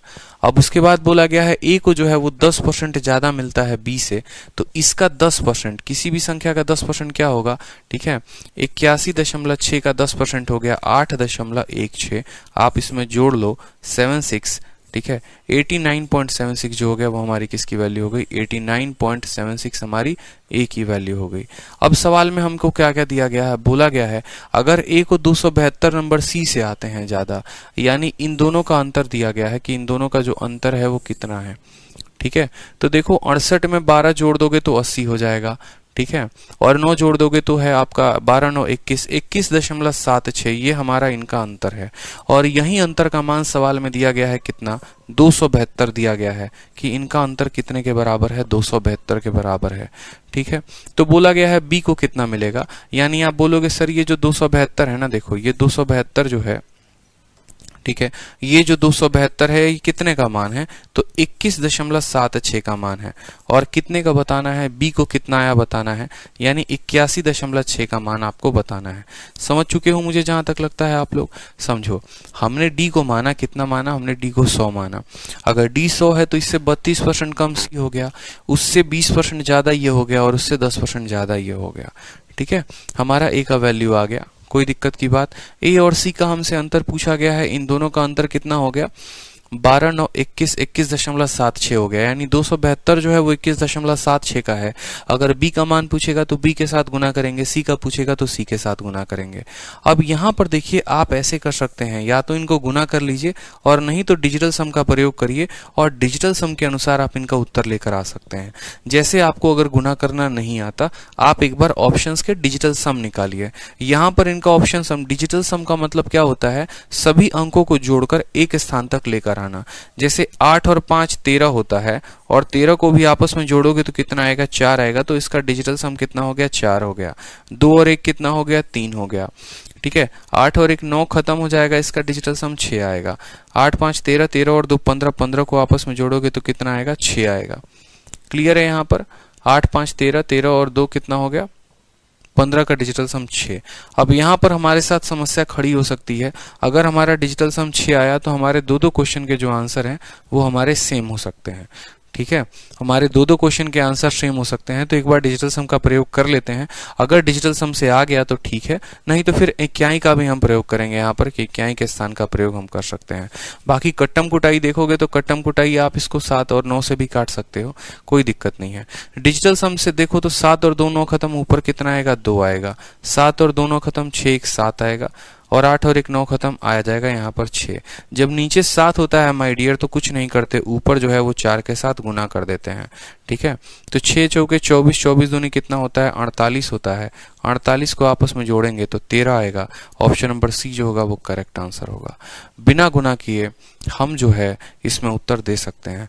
ऐसा नहीं है कि 2 ऑप्शन आ गया तो हमें हाथ खड़े कर देने हैं कि हमारा डिजिटल सम नहीं लगेगा, बिल्कुल लगेगा डिजिटल सम।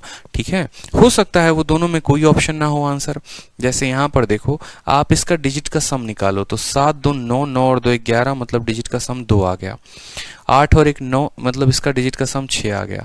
बट्टे की बात करोगे तो 6 2 8 और 1 9, मतलब नीचे 7 आता है।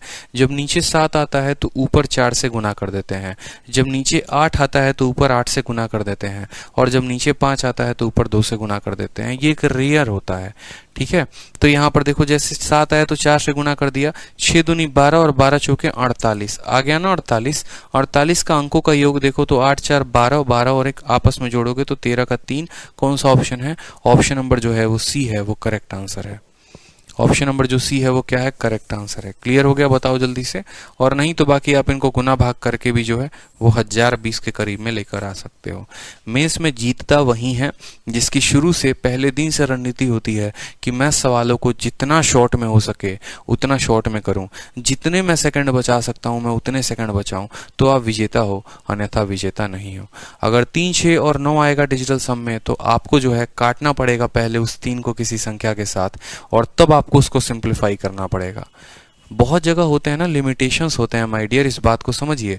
धीरेन्द्र कुमार अगर 3 आ जाए, 6 आ जाए, 9 आ जाए तो उसको पहले काटेंगे आप। 3 को 3 के साथ काटेंगे ऊपर किसी संख्या में, अगर नहीं कटेगा तो उस केस में मल्टीप्लाई करेंगे।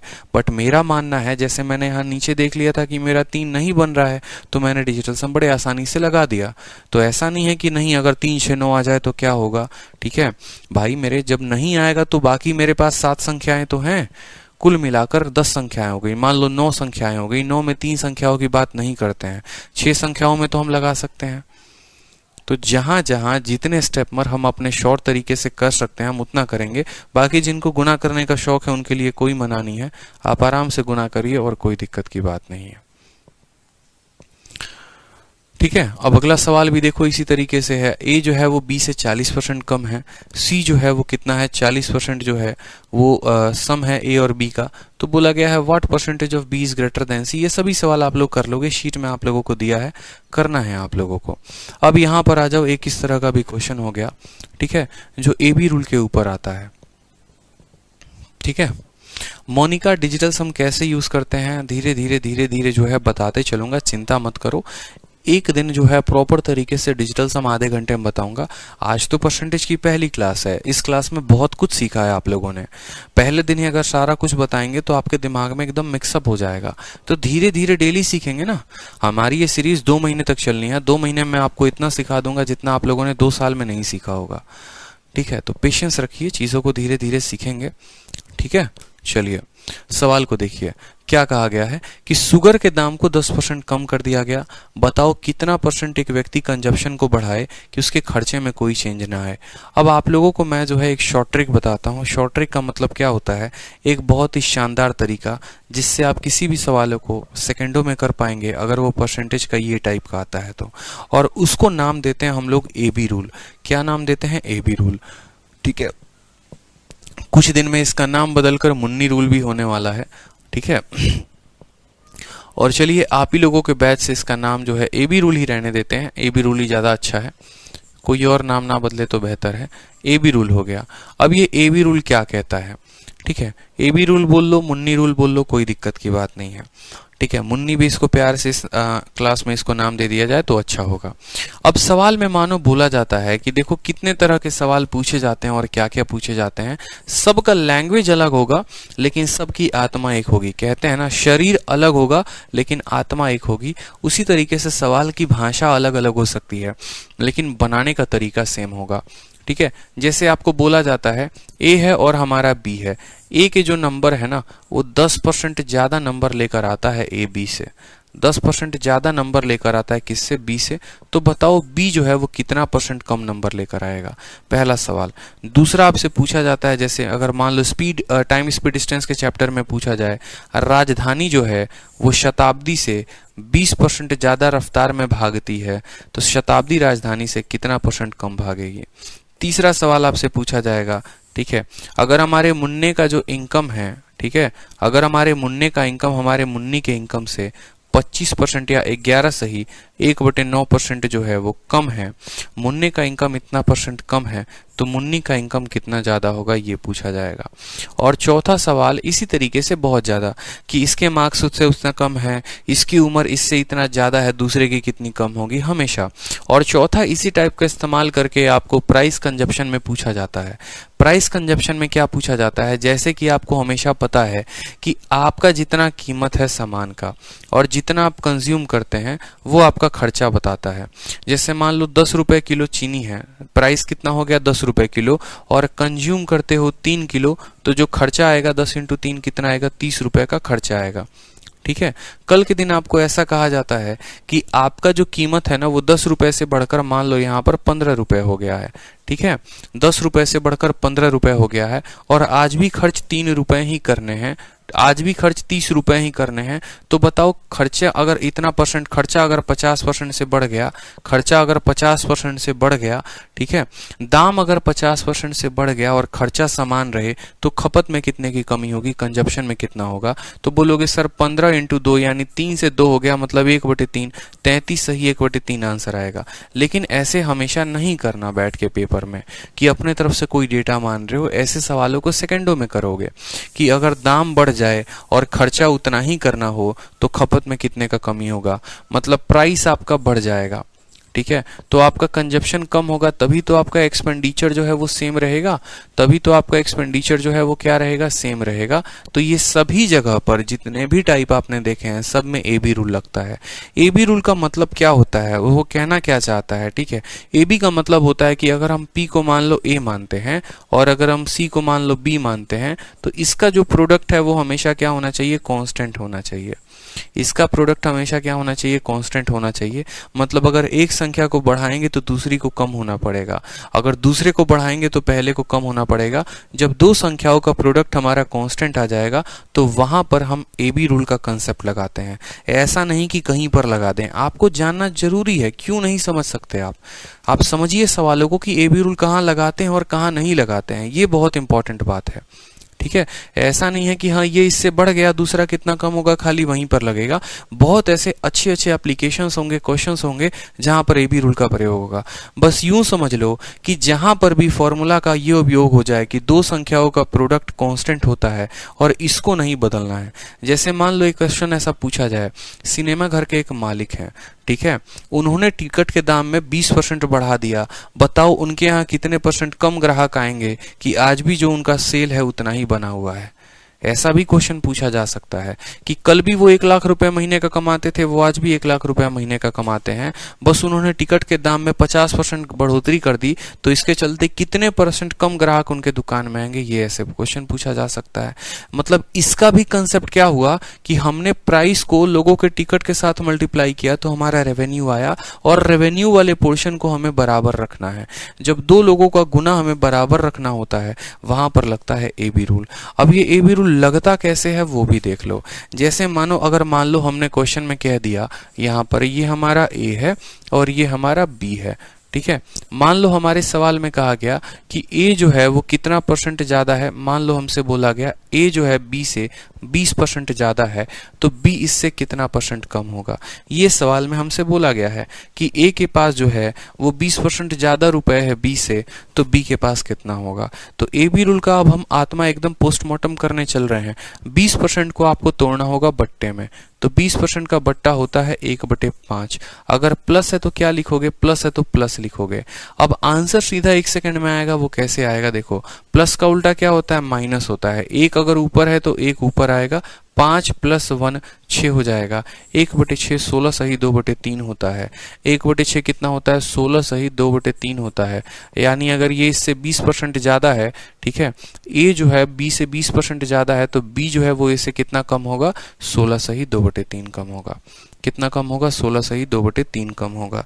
इसी तरीके से अगर मानो एक और क्वेश्चन मैं आपको लिख रहा हूं, यहाँ पे 2-3 फ्रैक्शंस आप लिखते चलो। यहाँ पर ए और बी के ही एग्जाम्पल पे दे रहा हूं मैं आपको, ठीक है, कि अगर मानो यहाँ पर ए जो है वो 25% क्या है, ज्यादा है। ए जो है वो 25% ज्यादा है, बी कितना % कम होगा। बोलोगे सर 25% का बट्टा कितना होता है, 1/4। ज्यादा का इस्तेमाल है तो प्लस। अब मुझे बताओ आप प्लस का उल्टा क्या लिखोगे, माइनस। 1 है तो क्या लिखोगे, 1 लिखोगे। 4 + 1 कितना हो जाएगा, 5। 1/5 कितना होता है, 20%। तो आंसर कितना देंगे, 20%। क्लियर है। इसी तरीके से मानो यहाँ पर एक और सवाल हो गया, हमारा ए हो गया, हमारा बी हो गया। बोला गया है ए जो है 11 सही 1/9% इस बार कम है, ए जो है 11 से 1/9 बी से कम है, बी बताओ कितना ज़्यादा होगा। तो बोलोगे सर यहाँ पर 11 सही 1/9 का मतलब क्या होता है सर, 1/9 होता है। कम होने का मतलब हो गया सर माइनस है। माइनस का उल्टा क्या होगा, अगर एक संख्या माइनस में तो दूसरा प्लस में, और ये प्लस में तो दूसरा माइनस में। माइनस का उल्टा क्या हो गया, प्लस हो गया। एक है तो क्या आएगा, एक आएगा। 9 में से एक घटा देंगे, 9 - 1 8, यानी 1/8 जो होगा वो हमारा करेक्ट आंसर।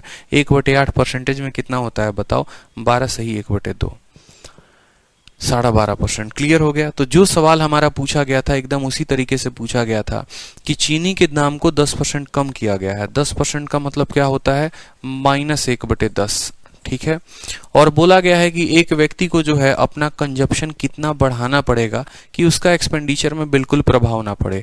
तो माइनस का उल्टा क्या होगा, प्लस होगा। 1 आएगा तो क्या लिखेंगे, 1 लिखेंगे। 10 - 1 यानी हो जाएगा 9। 1/9 कितना होता है बताओ, 100/9 के बराबर, क्योंकि 1/9 को परसेंट में बदलोगे तो किससे गुना करोगे, 100/9% बोलोगे तो 100/9 ऑप्शन नंबर सी। कितने सेकंड में किया, 2 सेकंड में किया सवाल और बन गया हमारा उत्तर। 10% का मतलब -1/10, माइनस का उल्टा प्लस हो गया। एक हमारा एक आ गया, 10 में से एक चला गया 9। क्या ये क्लियर है हर किसी को, बताइए जल्दी से। हो सकता है इसके पहले जहां से आप क्लासेस ले रहे होंगे वहां पर आपको ये कंसेप्ट नहीं पढ़ाया गया होगा तो थोड़ा नया लगा होगा, लेकिन जो बच्चे यहाँ पर पढ़ते हैं पहले से ही, शुरू से ही, उनको ये कंसेप्ट पता होगा, ठीक है। तो इसलिए मैंने कहा था कि शुरू में परसेंटेज की वीडियो जो है 10 घंटे वाली देख लोगे, अगर बेसिक कमजोर है तो कोई दिक्कत की बात नहीं आएगी। बताइए क्लियर है क्या ये सवाल आप लोगों को, is it clear to you?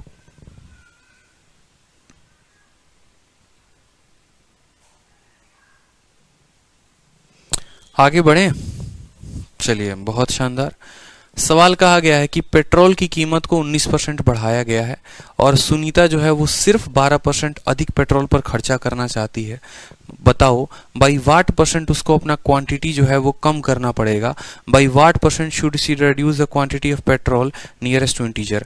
अब ये सवाल देखो ना, तो ये सवाल जो है, ठीक है, ये सवाल आपका थोड़ा कैलकुलेटिव हो जाएगा अगर आपको सही अप्रोच नहीं पता है तो।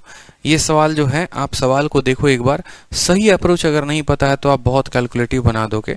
अगर बेसिक वाला वही फंडामेंटल जानते हो तो कहानी गड़बड़ हो जाएगी, ठीक है। तो ऐसा नहीं है कि सिर्फ बेसिक वाले मेथड पे हमें टिके रहना है, हमको इसका सही अप्रोच भी जानना है। समझे मेरी बात को? और कैसे करोगे वो भी समझ लो। बेसिक अप्रोच भी बता दे रहा हूँ एक बार, और फिर इसके बाद मैं आप लोगों को इसका शॉर्ट अप्रोच भी बताऊंगा, ठीक।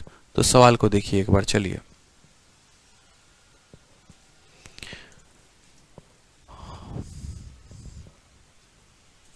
चलो, सवाल में कहा गया है कि सुनीता, देखो पेट्रोल का दाम बढ़ गया है।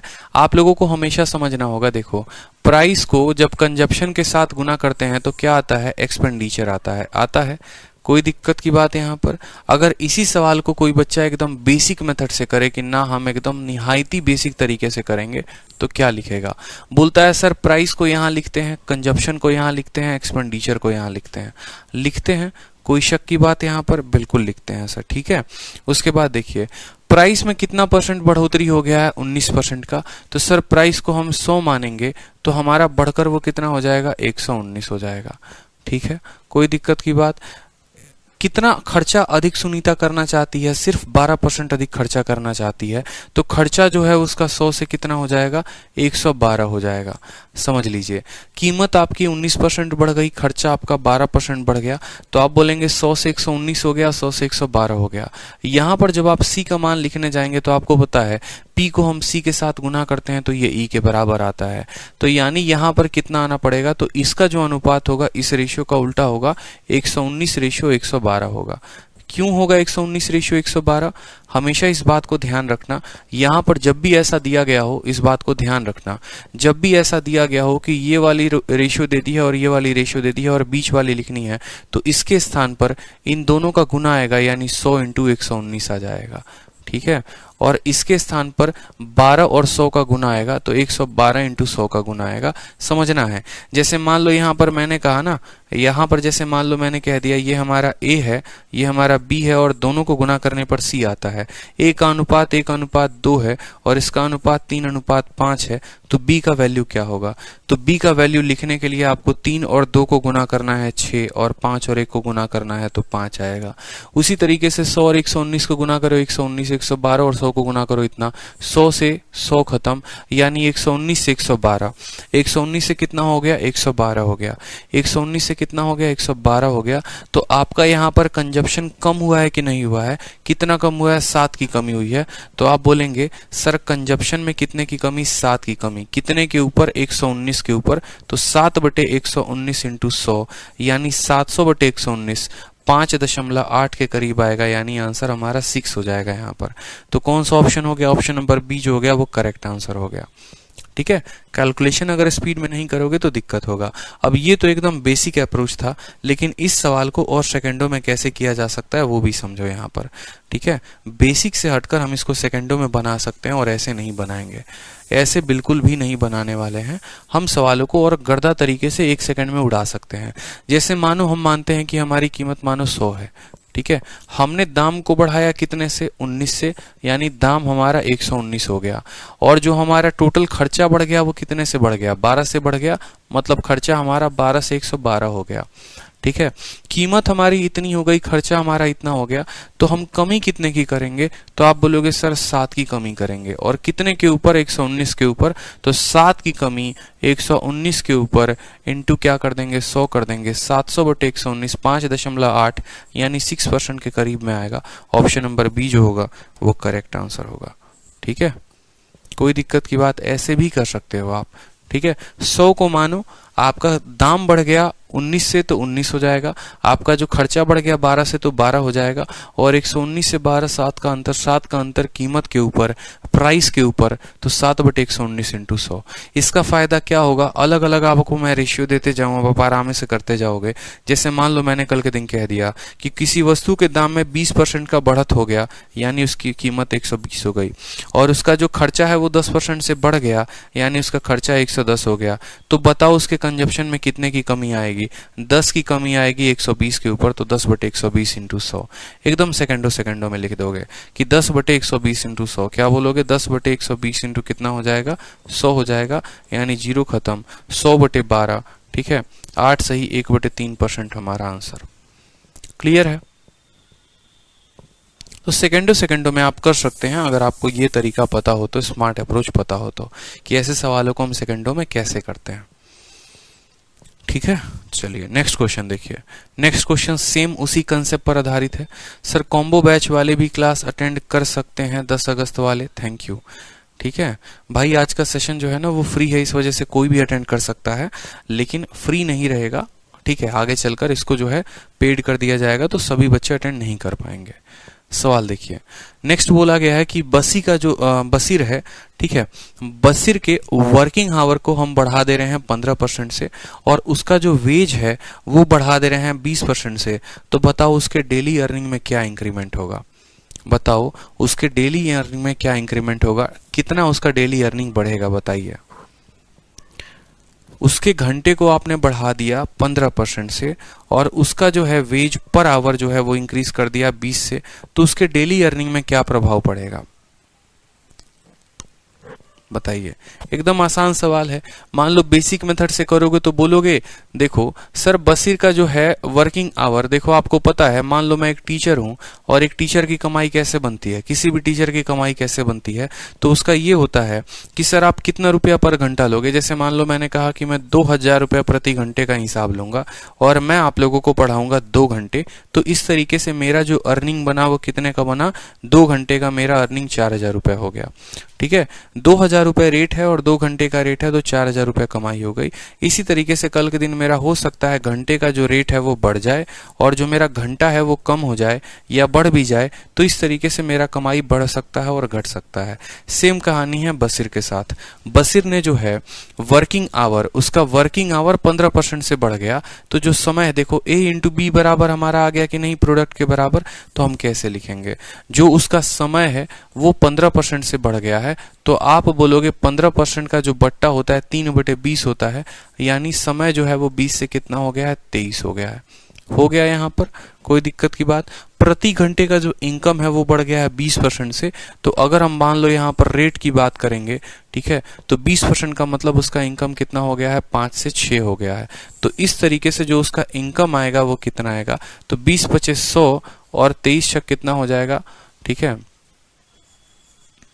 138 हो जाएगा। तो कितने परसेंट की बढ़त हुई उसकी? बोला गया है कितना परसेंट उसका अर्निंग बढ़ गया? 38% से उसका इनकम बढ़ गया, तो हमारा उत्तर क्या होगा? 38% is the correct answer. Mains का क्वेश्चन है, समय नहीं लेना है, ठीक है। उसका समय इतना परसेंट से बढ़ गया, ठीक है, 15% से मतलब 20 से 23 हो गया। जो उसका रेट है वो 20% से बढ़ गया, यानी 5 से 6 हो गया। तो इस तरीके से पहले वो 100 रुपये कमाता था, अब 138 कमाता है, मतलब 38 ज़्यादा कमाता है 100 के ऊपर, तो 38% से उसका कमाई बढ़ जाएगा। ठीक है, चलो